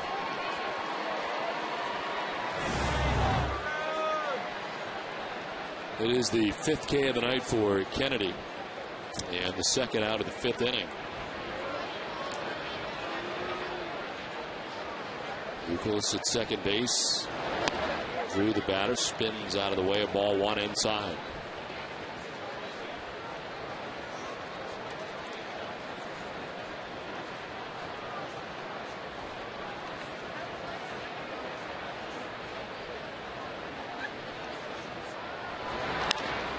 Fly ball to center field. Chris Young back there with room. Makes the catch that ends the inning. Red Sox add a run through 5. It's 6-3 Boston.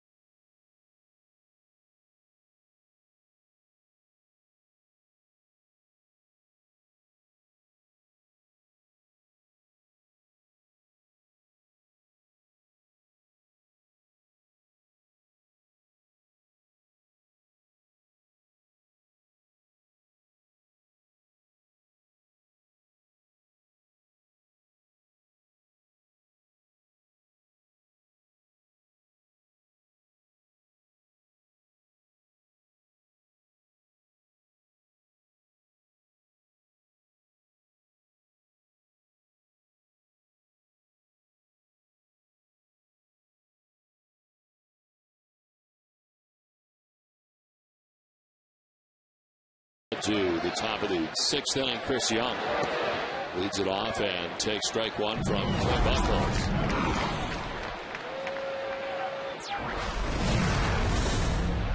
Buchholz had an even 100 pitches, dealing with the first batter of the 6th inning.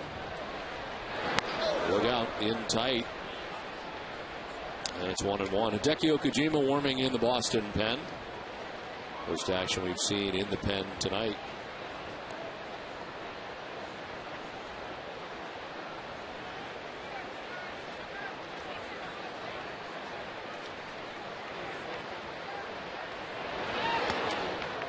And then for a strike, 1-2. Diamondbacks got a run in the first inning. They got 2 in the 4th inning. Along the way, Clay Buchholz has rung up 7 strikeouts in his outing. He's walked a batter. His breaking ball is low, 2-2. Comes in with a record of 8-4, 2.52 ERA.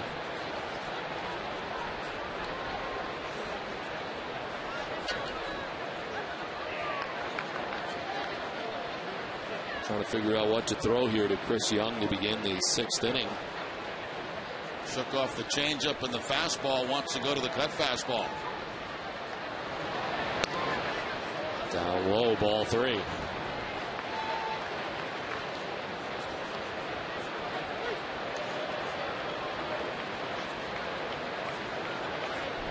Young is a power threat, 12 home runs on the year. Strikes out. Thought he had ball 4. Gets the bad news from Marvin Hudson. Strikeout number 8 for Clay Buchholz. That's the thing about Buchholz. So throw that changeup in any count. And that's such an effective pitch for him. Hitters, looking for fastball. They get that changeup from Buchholz, and that just freezes Young.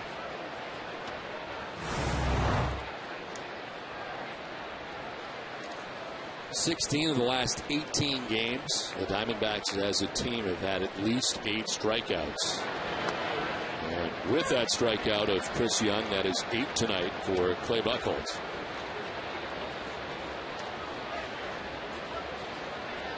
.106 now, equaling his average.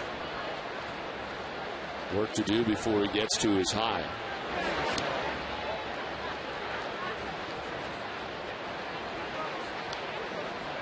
Justin Upton struck out in the 2nd inning, doubled to drive in 2 runs in the 4th inning.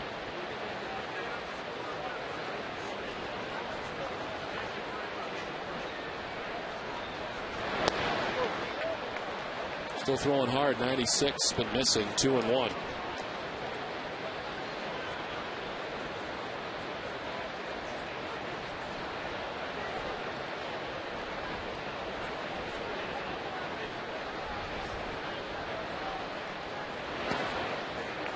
Strike 2, 2-2.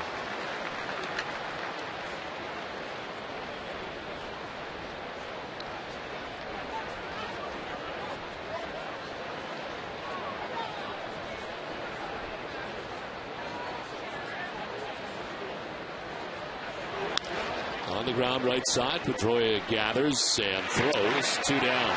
It's time for a game break in Tom Caron, TC.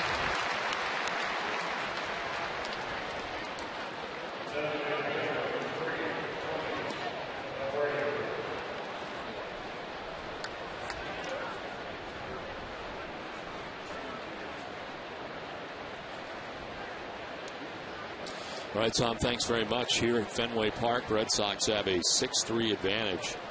With 2 outs in the 6th inning, Clay Buchholz has retired 6 batters in a row. And he starts off with strike 1 to Tony Abreu.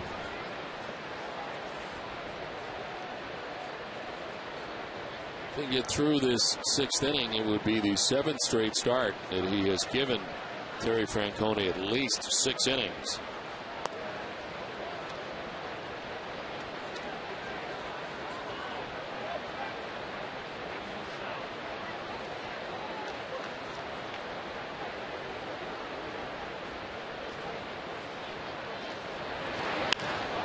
Line to right and in for a base hit. First hit for Abreu.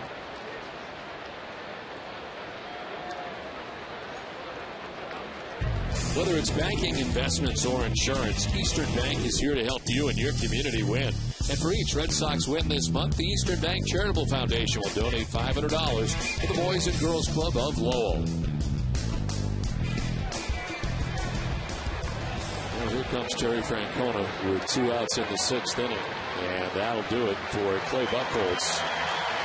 5 2/3 innings tonight as he departs with a 6-3 lead.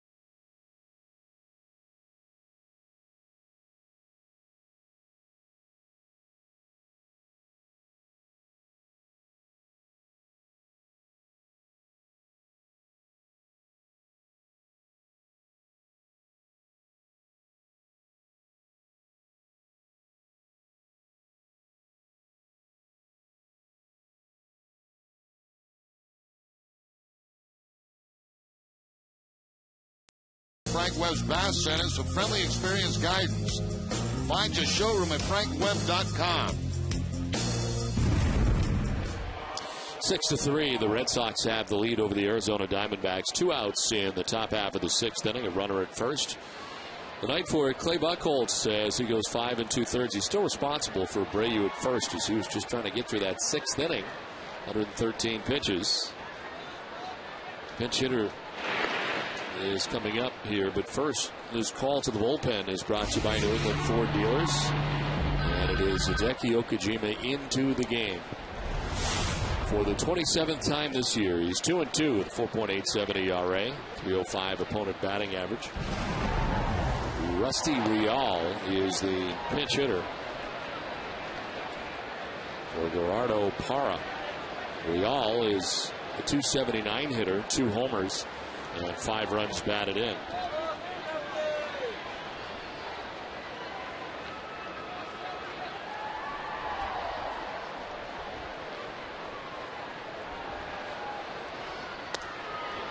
Inside ball 2. More action for Boston in the pen. It is Manny Del Carmen.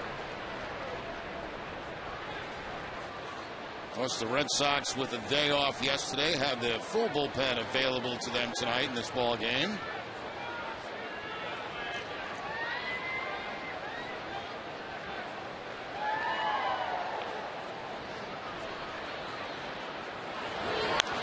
All to deep left field, sending Nava back. That's going to be off the scoreboard. Abreu heading for third base.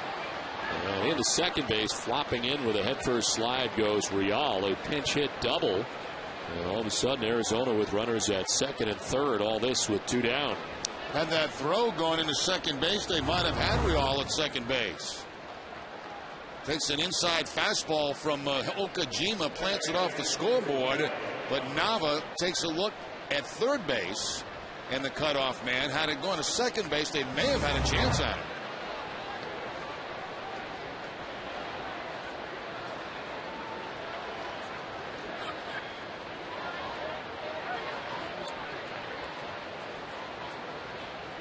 So 2 down, second and third. Top of the order now for Kelly Johnson, who is 0 for 2 with a walk as he takes ball 1.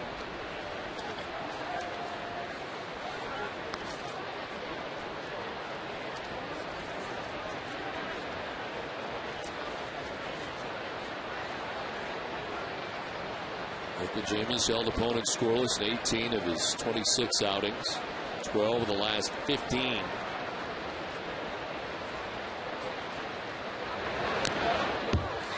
Foul back, 1-1.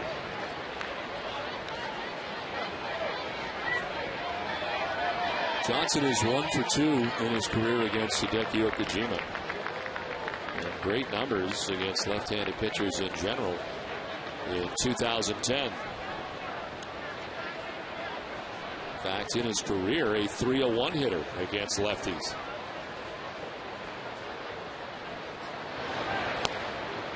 Owens by him, 1-2.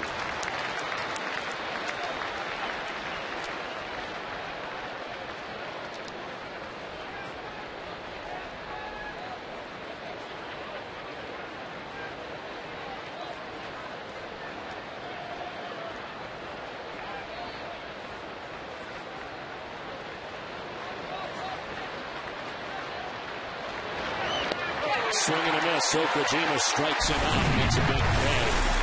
Diamondbacks strand a pair. Red Sox lead at 6-3.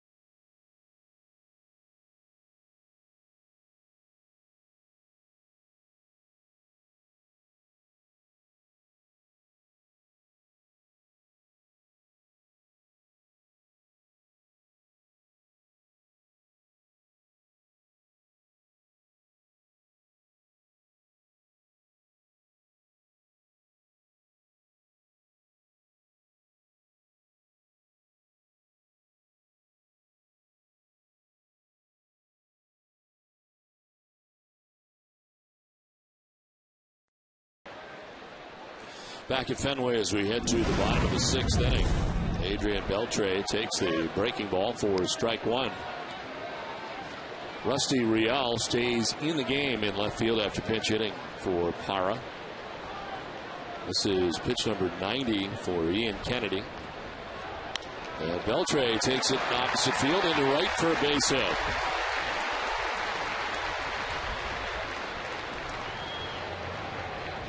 Adrian Beltre now with a 5-game hitting streak as he takes the cut fastball to the opposite field for the base hit. Beltre continues to be among the league leaders in hitters. Started the game 5th in the American League in batting average.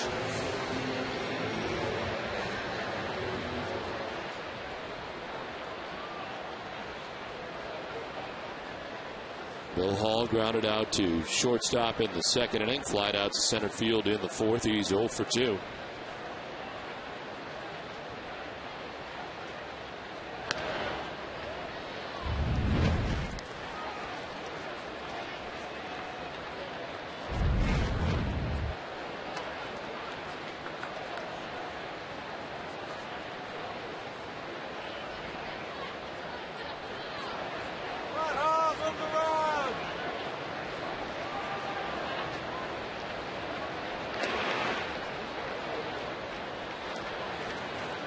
Beltre only 1 steal on the season, caught 1 time.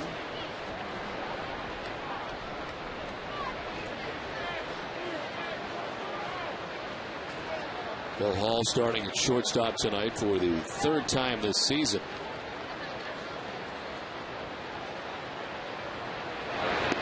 Takes the 1-0 for strike one, 1-1.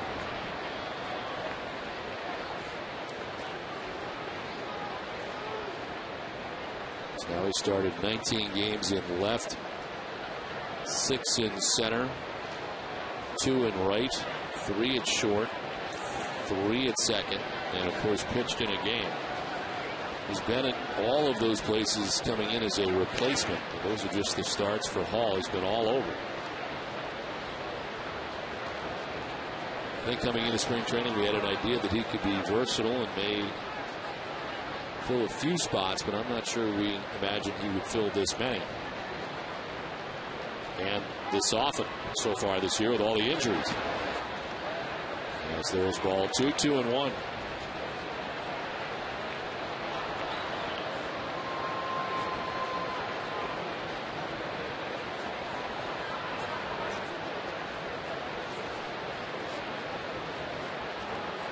The pitching performance was back on May 28th against Kansas City.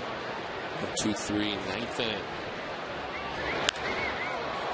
In the air to shallow center. A stumble out there for Young, but he's got plenty of time to recover as he makes the catch for the first out of the inning. The Amica Pitch Zone is brought to you by Amica Insurance. Amica Insurance is not just how you covet, it's how you treat it.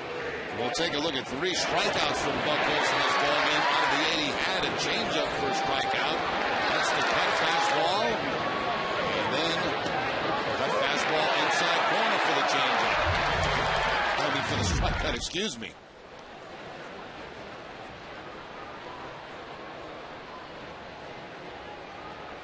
So leadoff single for Adrian Beltre has him at first. Bill Hall has flied out. 1 on, 1 out for Mike Cameron.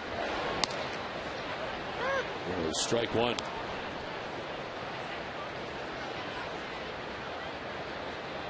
Cameron singled and scored in the 3rd. He lined out to left in the 4th inning.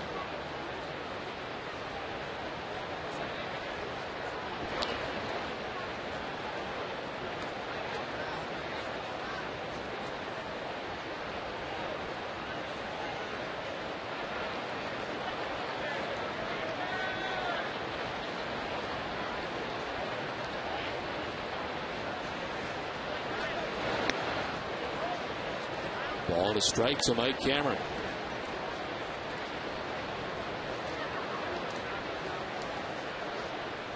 Fourteenth start for Ian Kennedy, a 3-3 record. It's pitched better than perhaps the record indicates.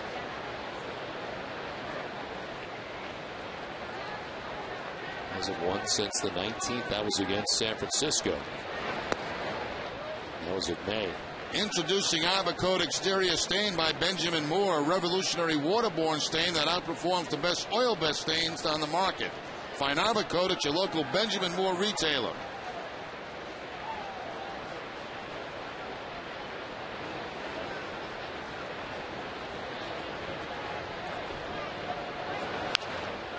On the ground towards shortstop. Drew will go to second for 1, and that's it. As ducking back out of the way at second base was Kelly Johnson.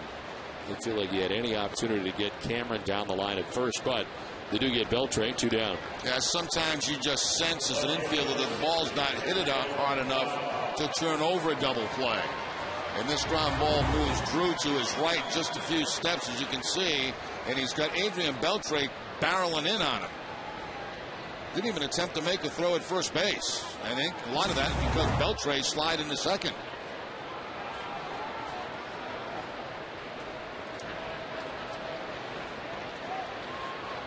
Two down, Cameron at first and Nava the batter.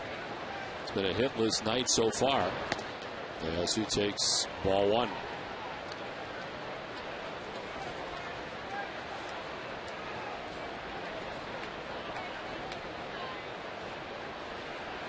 Originally signed by the Red Sox as a minor league free agent.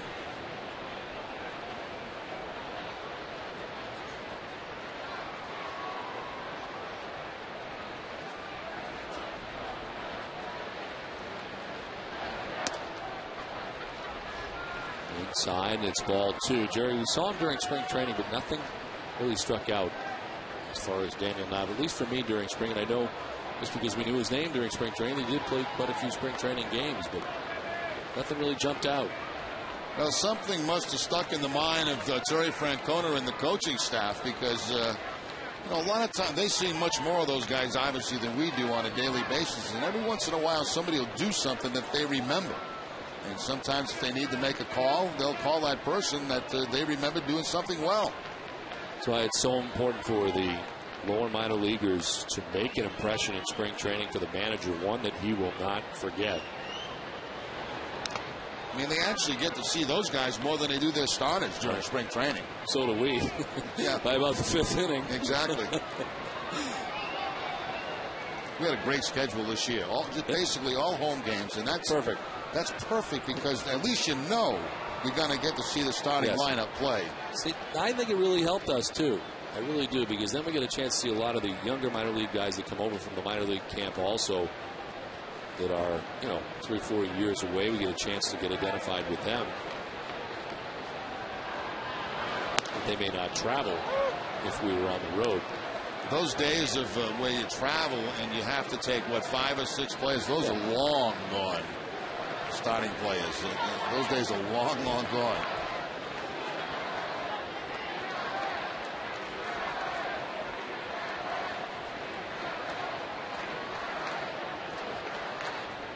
Two outs, Mike Cameron at first base. 2-2 the count to Daniel Nava.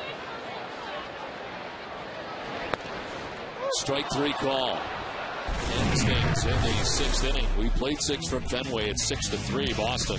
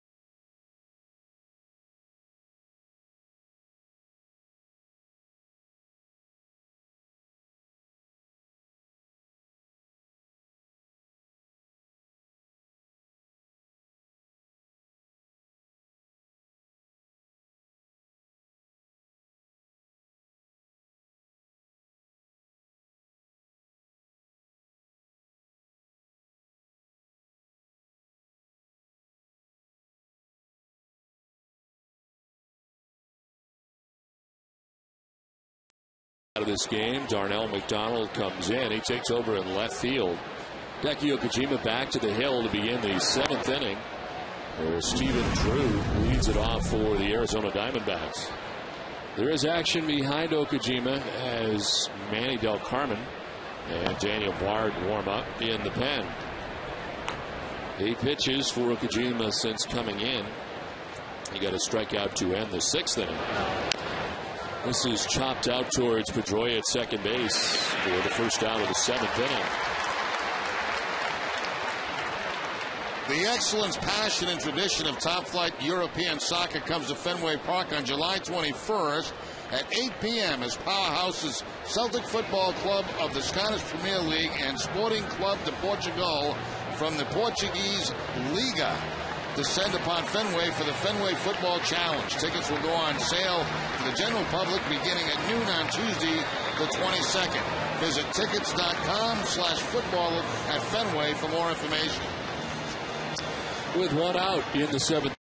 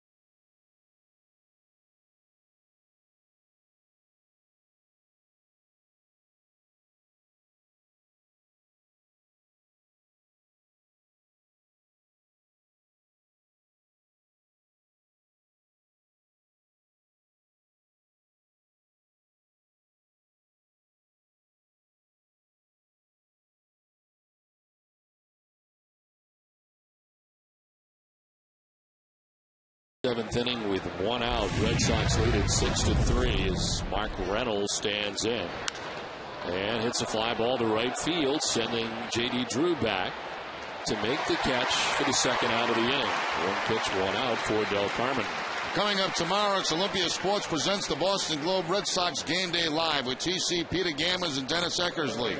Peter sits down with Red Sox Executive Vice President and General Manager Theo Epstein, and TC Peter and Eck will break down the offensive production of Jason Veritek and Victor Martinez this season.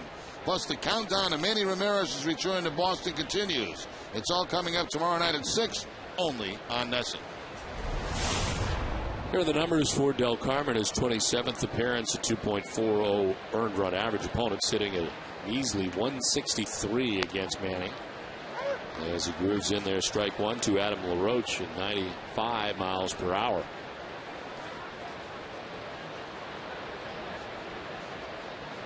Del Carmen earned the victory on Saturday against the Philadelphia Phillies. His 10th career win, 2 scoreless innings. He has held opponents scoreless in 8 of his last 10 outings, giving up 3 earned runs in his last 11 and a third innings pitched.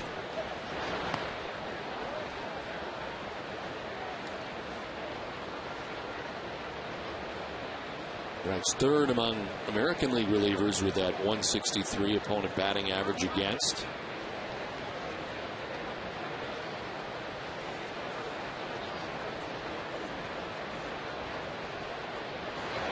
LaRoche lines it. Nicely picked by Hall. Turns and fires for the out. Bill Hall just kind of skimmed down and made the grab at 6-3 Sox, and it's time for a Sports Desk update with Jade McCarthy. That was special.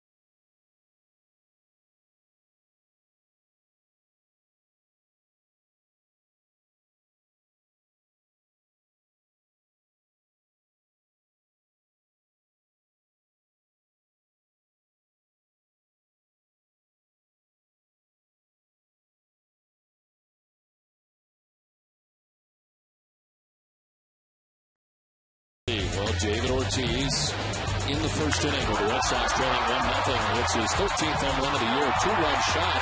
And the Red Sox a 2-1 lead. The Red Sox turned into a pretty good D, including first baseman Kevin Youkilis.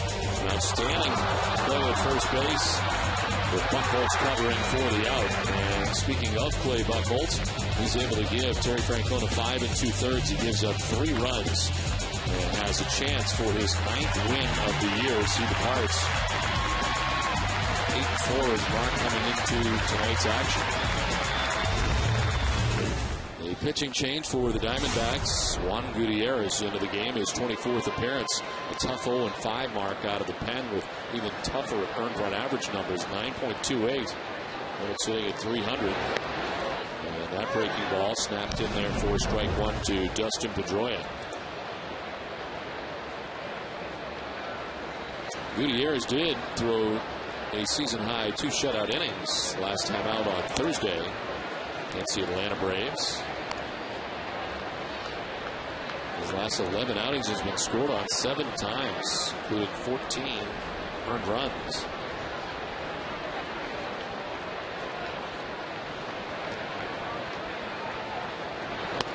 Pedroia going around, and it's 1-2.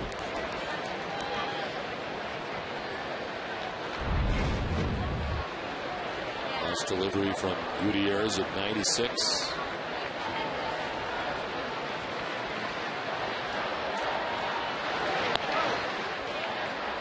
Ian Kennedy tonight goes the first 6 innings, giving up 9 hits, 6 runs. Walked 1, struck out 6. Is on the hook as he hands it off to the pen to begin the 7th inning. Pedroia, Ortiz, and Youkilis. As that just misses outside.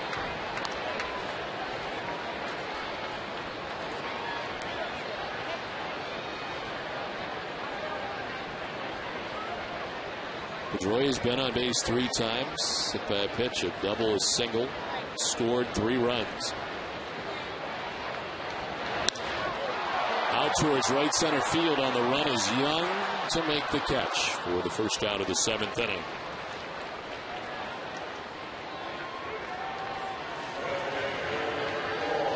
Red Sox baseball in Nesson is brought to you by Eastern Bank, awarded highest customer satisfaction in retail banking in New England region by J.D. Power & Associates. It takes teamwork to bring home the trophy.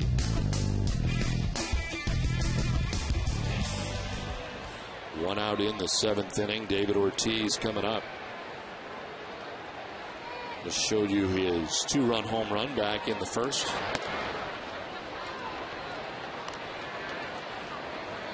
The home run, he is 13th of the year. RBIs 40 and 41.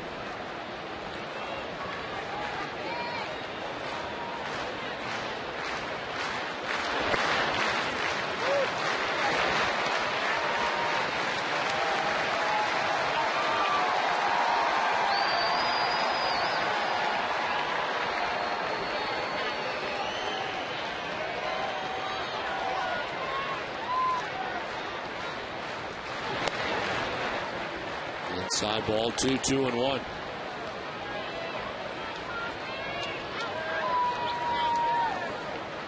Two games left in this series. John Lester 7-2 matched up against Rodrigo Lopez 2-0. In tomorrow night's action. Ortiz chops it foul.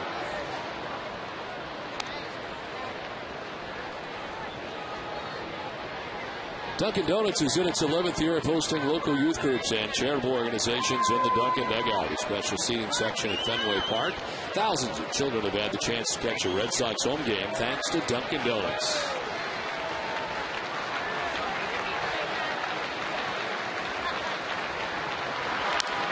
Ortiz sends it foul to the left and out of play, still 2-2.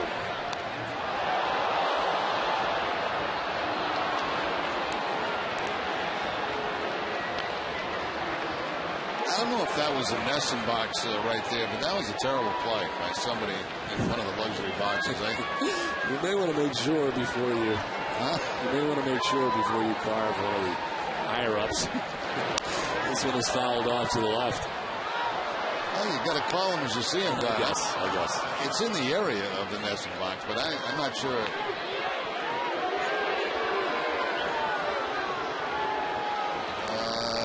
Let's see. No, it's one over from the nesting box. Okay, we'll rip away.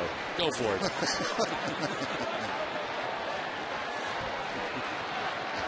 That was a brutal play. I don't want to stick your neck out there, Don.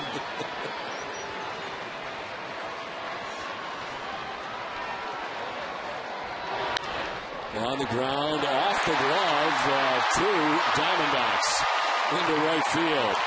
LaRoche first and May have got a piece of Johnson too, but he gets through that shift and Ortiz is on. It hit the glove of Alan LaRoche and changed directions on Kelly Johnson.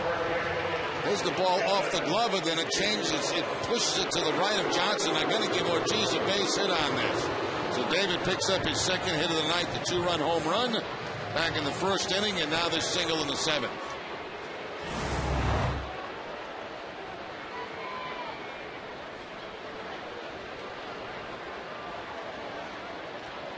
Well, now 1 on for Kevin Youkilis, who takes ball 1 away.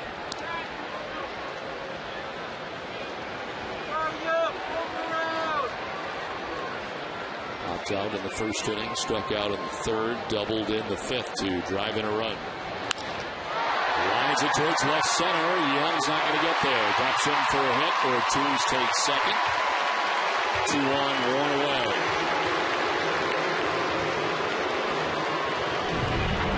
Well, good defense in this ball game tonight for the Red Sox. A couple of good plays. First of all, by Kevin Youkilis diving to his right, leading. Puck holds to the bag, and again, Youkilis knocking the ball down and sidearm flip. Now watch Bill Hall at the end of that last inning. That ball exploding on him. Makes it look easy as he spins and throws to first base for the out. Kind of a line drive with topspin. That was about by him when he got leather on it.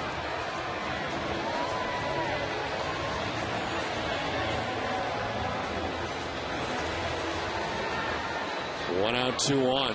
And Victor Martinez coming up. Popped out in the 1st, single to drive in a run in the 3rd. Struck out swinging in the 5th.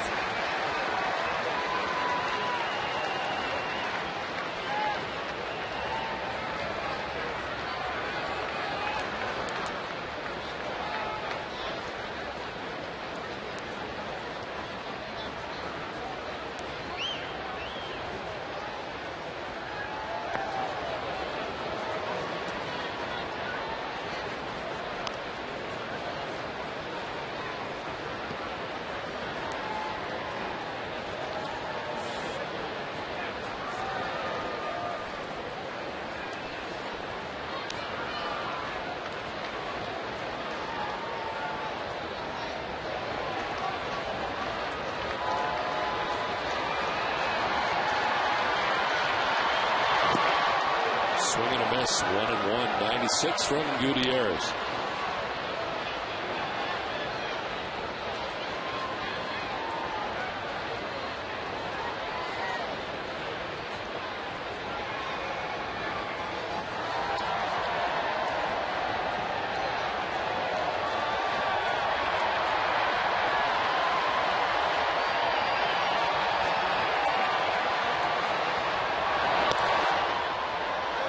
Was kind of moving away from that. He's in there for strike 2, 1-2. Gutierrez been pretty consistent at 96.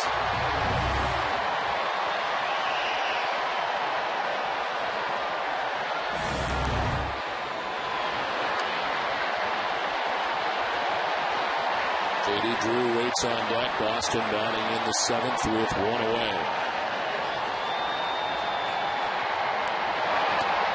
Swing and a miss. Only 5 down and in, and it's the first strikeout for Gutierrez. 2 down. That fastball inside corner to Victor Martinez. He was moving away from the pitch before that. Now he gets an inside fastball, but no contact. See how it ties up his arms?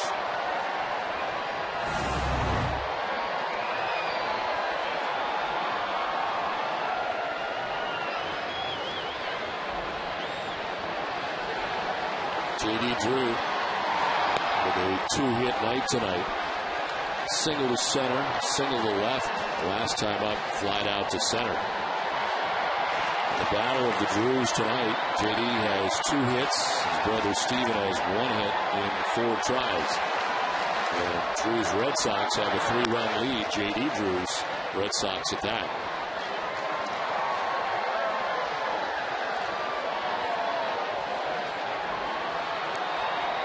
Steven Drew single in the first inning and stole a base. JD singled in the second, singled in the third.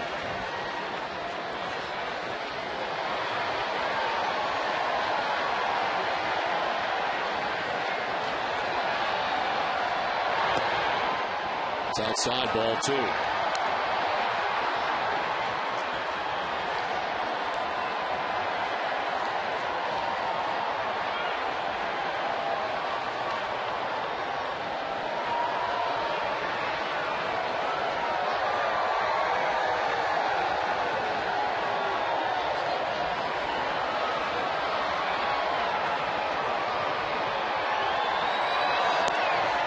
Is on the outside corner, and it's 2-2.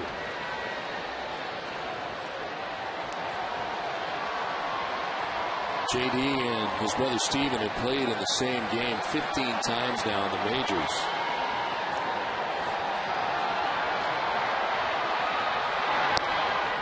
There's ball 3, full count. In those games, JD has hit at 375. Steven has hit at 333. They have another brother, Tim Drew, pitched for the Indians, Expos, and Braves over a 5-year career.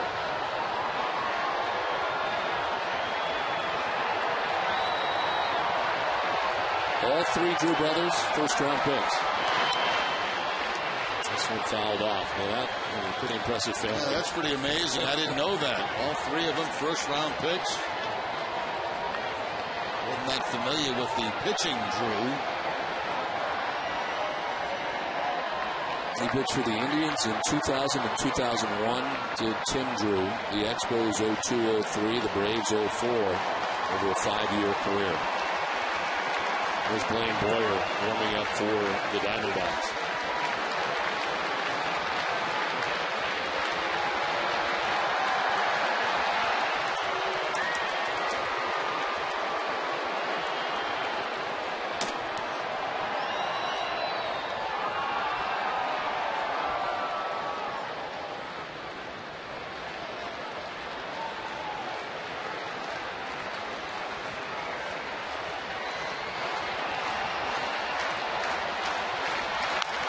On the ground right side to Kelly Johnson. The first for the out that ends the inning. Red Sox trying to bear through 7 and is 6-3 Boston.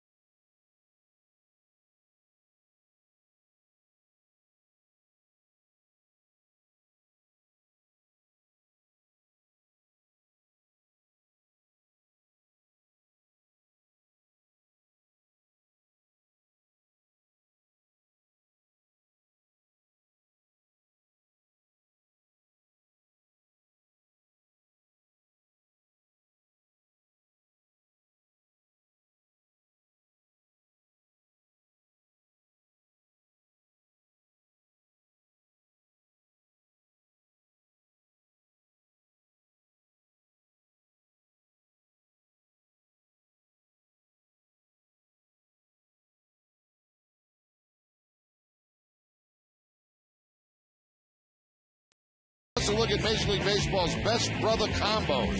It's all coming up right after the game on WB Mason Extra Innings Live.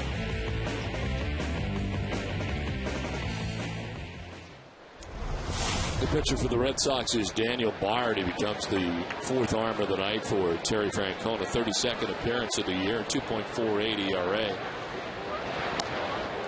Miguel Montero leads it off for Arizona. Manny Del Carmen faced two batters, retired them both. And it is Bard who starts the eighth inning. Montero, Young, and Upton to bat. The Diamondbacks, very defensive swing, fouled off. 97 on the fastball.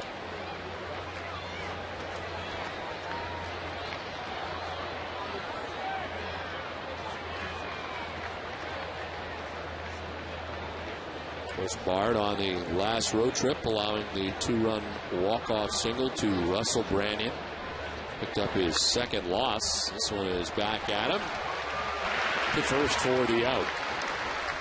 Time now for a look at the road ahead, brought to you by Safeco Insurance. Tomorrow in Game 2 of this series, it'll be John Lester taking on Rodrigo Lopez. Lopez has spent 5 seasons with the Orioles, will be making his 21st career start against Boston and 27th appearance. Lester, who allowed more runs in his last start than he had in his previous 4, will be making his first career start against Arizona.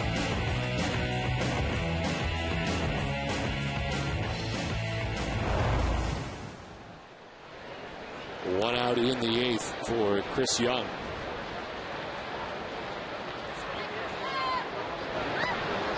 Young takes strike one. They struck out in the first inning, singled, stole a base, scored in the fourth, struck out looking in the sixth inning.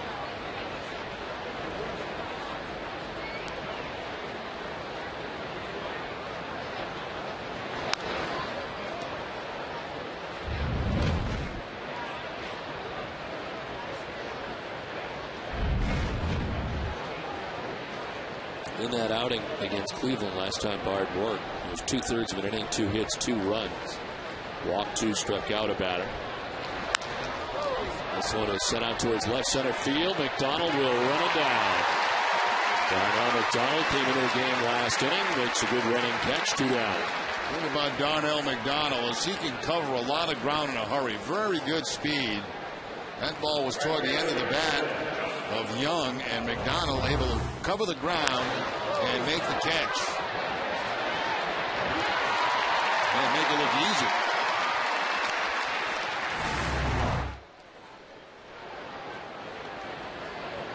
Two outs in the eighth for Justin Upton. Late in the cut. 99 on the fastball.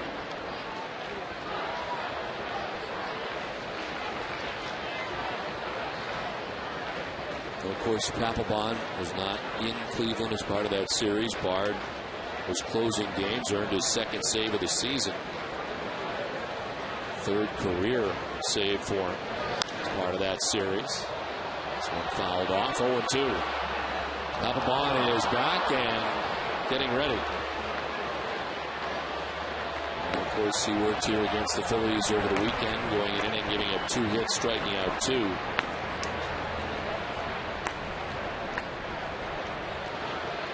His return.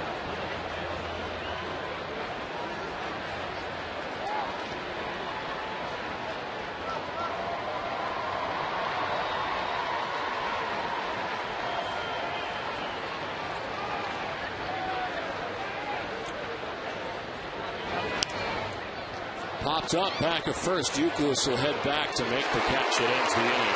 It's a 9 pitch, 1-2-3-8. For Bard, it's a 6-3 Red Sox lead.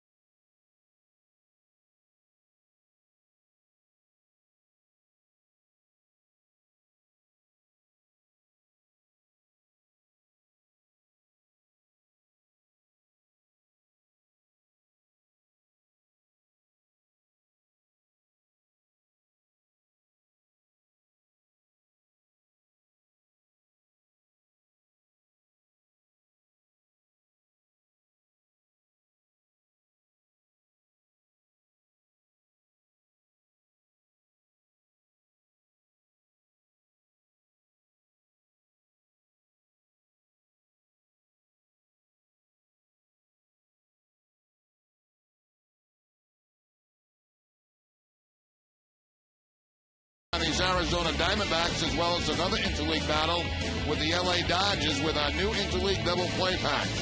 Visit RedSox.com to get your packs before it's too late.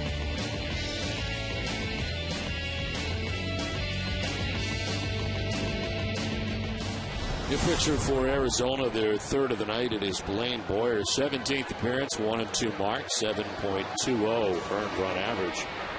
14 walks to 6 strikeouts, and opponents hitting at .322 against Boyer. He's on for the 8th. 6-3, Red Sox on top. Adrian Beltre, the batter. Spins out of the way, but takes strike one.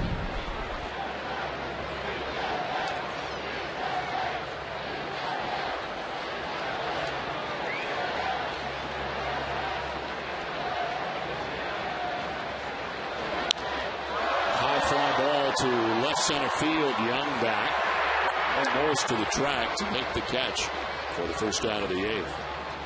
Coming up after the game tonight, it's Granite City Electric Red Sox final with TC, Peter Gammons, and Dennis Eckersley. They'll bring you a Major League Roundup tonight as former AL East ace Roy Halladay looks to take on the Yankees. They'll also bring you the latest Red Sox clubhouse reaction. Plus a look ahead to John Lester's start tomorrow as he looks to bounce back from a rough outing in Cleveland. It's all coming up after the game, only on NESN. One out in the 8th, and Bill Hall, the batter. Going by him at 97. Boyer throwing hard, as did Gutierrez.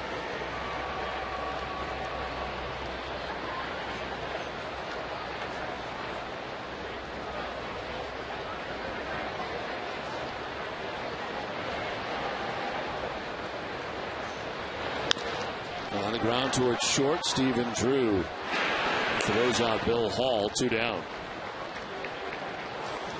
We're here at Fenway Park in Boston. Don Orsillo, Jerry Remy, and Heidi Watney bringing you Boston Red Sox baseball in high definition on NESN. The coordinating producer of Red Sox baseball is Russ Kent. Senior coordinating director is Michael Narachi.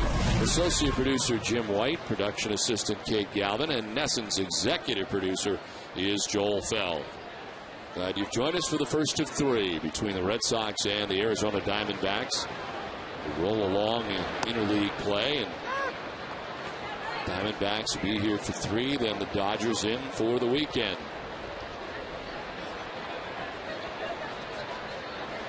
Mike Cameron is 1 for 3, single back in the 3rd inning.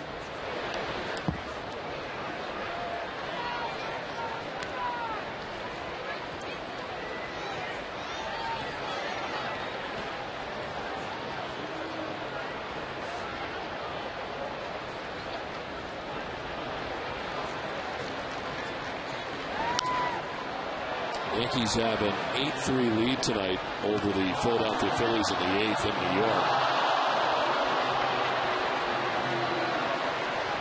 While Tampa Bay has a 4-1 lead over the Atlanta Braves. Red Sox starting the night 4 games back at both the Yankees and the Rays. Strike 3 call. Cameron's gone. So are the Sox in the 8th. We head to the 9th. It is 6-3 Boston.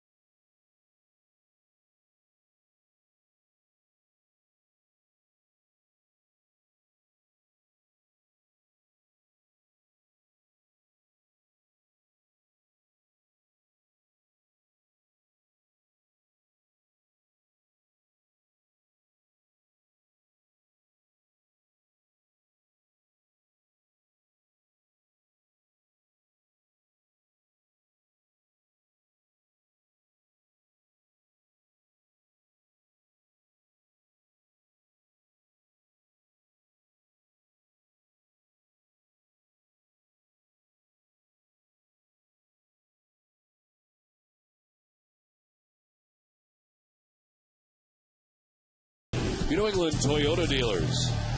Olympia Sports, the official sporting goods retailer of the New England Sports Network. Sullivan Tire. And by Southwest Airlines. Ninth inning back at Fenway Park. It is 6-3. The Red Sox have the lead over the Arizona Diamondbacks. And on for the Red Sox for the ninth, the closer, Jonathan Papelbon. Coming into a save situation, his 24th appearance of the year. 1-3 record, 2.88 ERA. He is 13 out of 14. And opponents hitting at 198 against Papelbon. Tony Abreu leading it off for Arizona here in the ninth.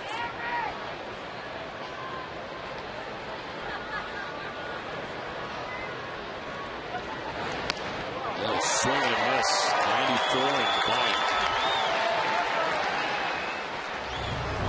Looks like Abreu was going for the downs on the very first pitch from Papelbon. Papelbon with a fastball inside part of the plate. Papelbon going a scoreless ninth on Saturday. First outing since June 6th in Baltimore.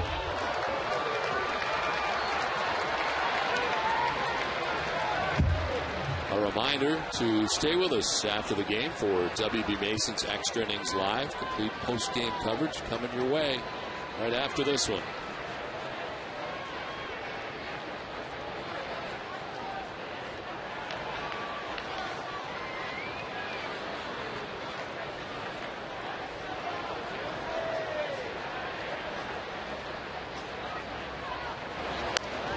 It's up top for a ball, 1-2, 98 from Papelbon that time.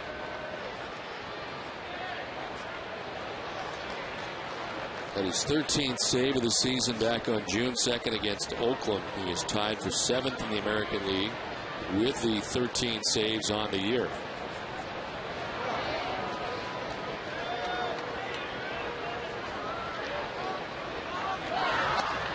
It's away and it's 2-2.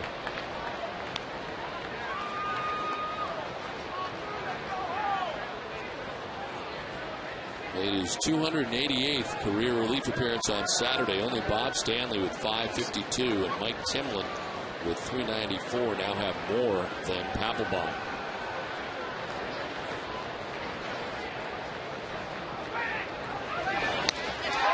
Just blew it by him at 96.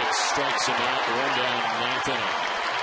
All fastballs in that at bat from Papelbon to Abreu. He puts him away on the fastball right down the middle.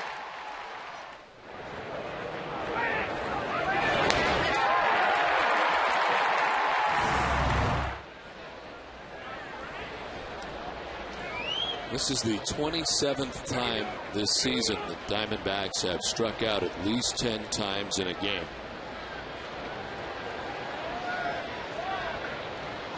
One out in the ninth. Real takes ball one outside. 8 strikeouts tonight for Clay Buchholz in 5 2/3. Hideki Okajima in 2/3 of an inning had a strikeout, and Papelbon has joined with a strikeout of his own to begin the ninth inning.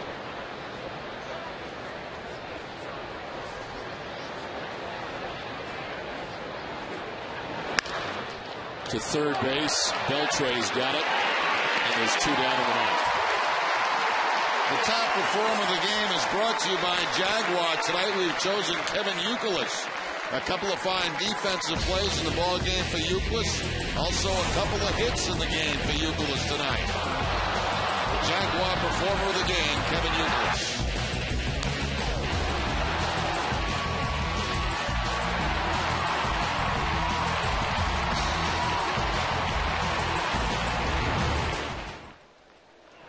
Two down in the ninth for Kelly Johnson.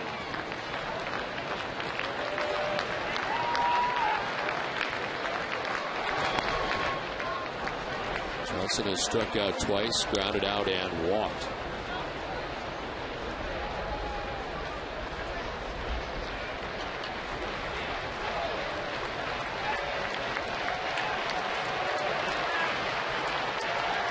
A 1-0 to Johnson. Line down the right field line, foul. 1-1.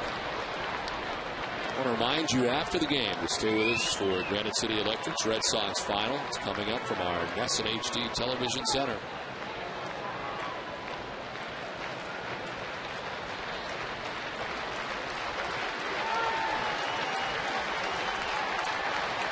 Nine pitches for Papelbon, 2 outs in the ninth, 1-1 to Kelly Johnson.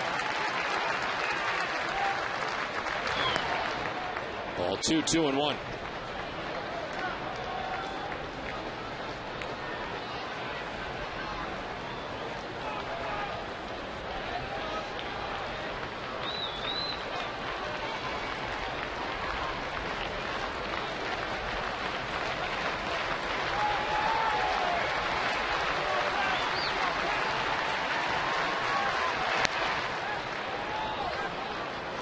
Ball 3, 3-1.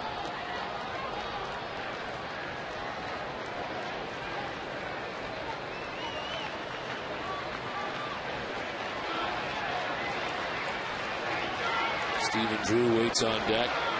Papelbon would like to finish it right here with 2 down in the ninth. Johnson flares it foul, full count.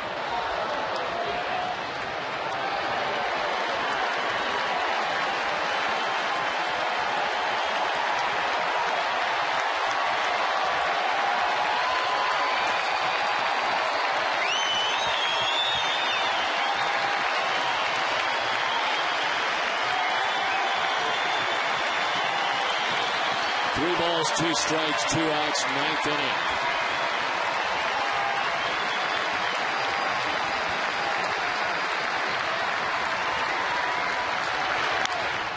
Popped up. Third base way, Adrian Beltre makes the catch and the Red Sox win. Boston takes game 1 of this 3-game series against the Arizona Diamondbacks. And a good victory here tonight, Jerry, as Clay Buchholz scores the first 5 2/3 and pitches well enough. Red Sox come away with a win. Yeah, they made him work hard. You know, they go deep in counts, and he had to come out of the game a little bit early, but great work by the bullpen. Del Carmen, Okajima, Bard, and Papelbon getting the job done, and the Red Sox win at 6-3. The play of the game is brought to you by Aspen Dental. Let this help you find your smile. And it's going to be David Ortiz, 2-run home run back in the first inning, number 13 on the season for David Ortiz.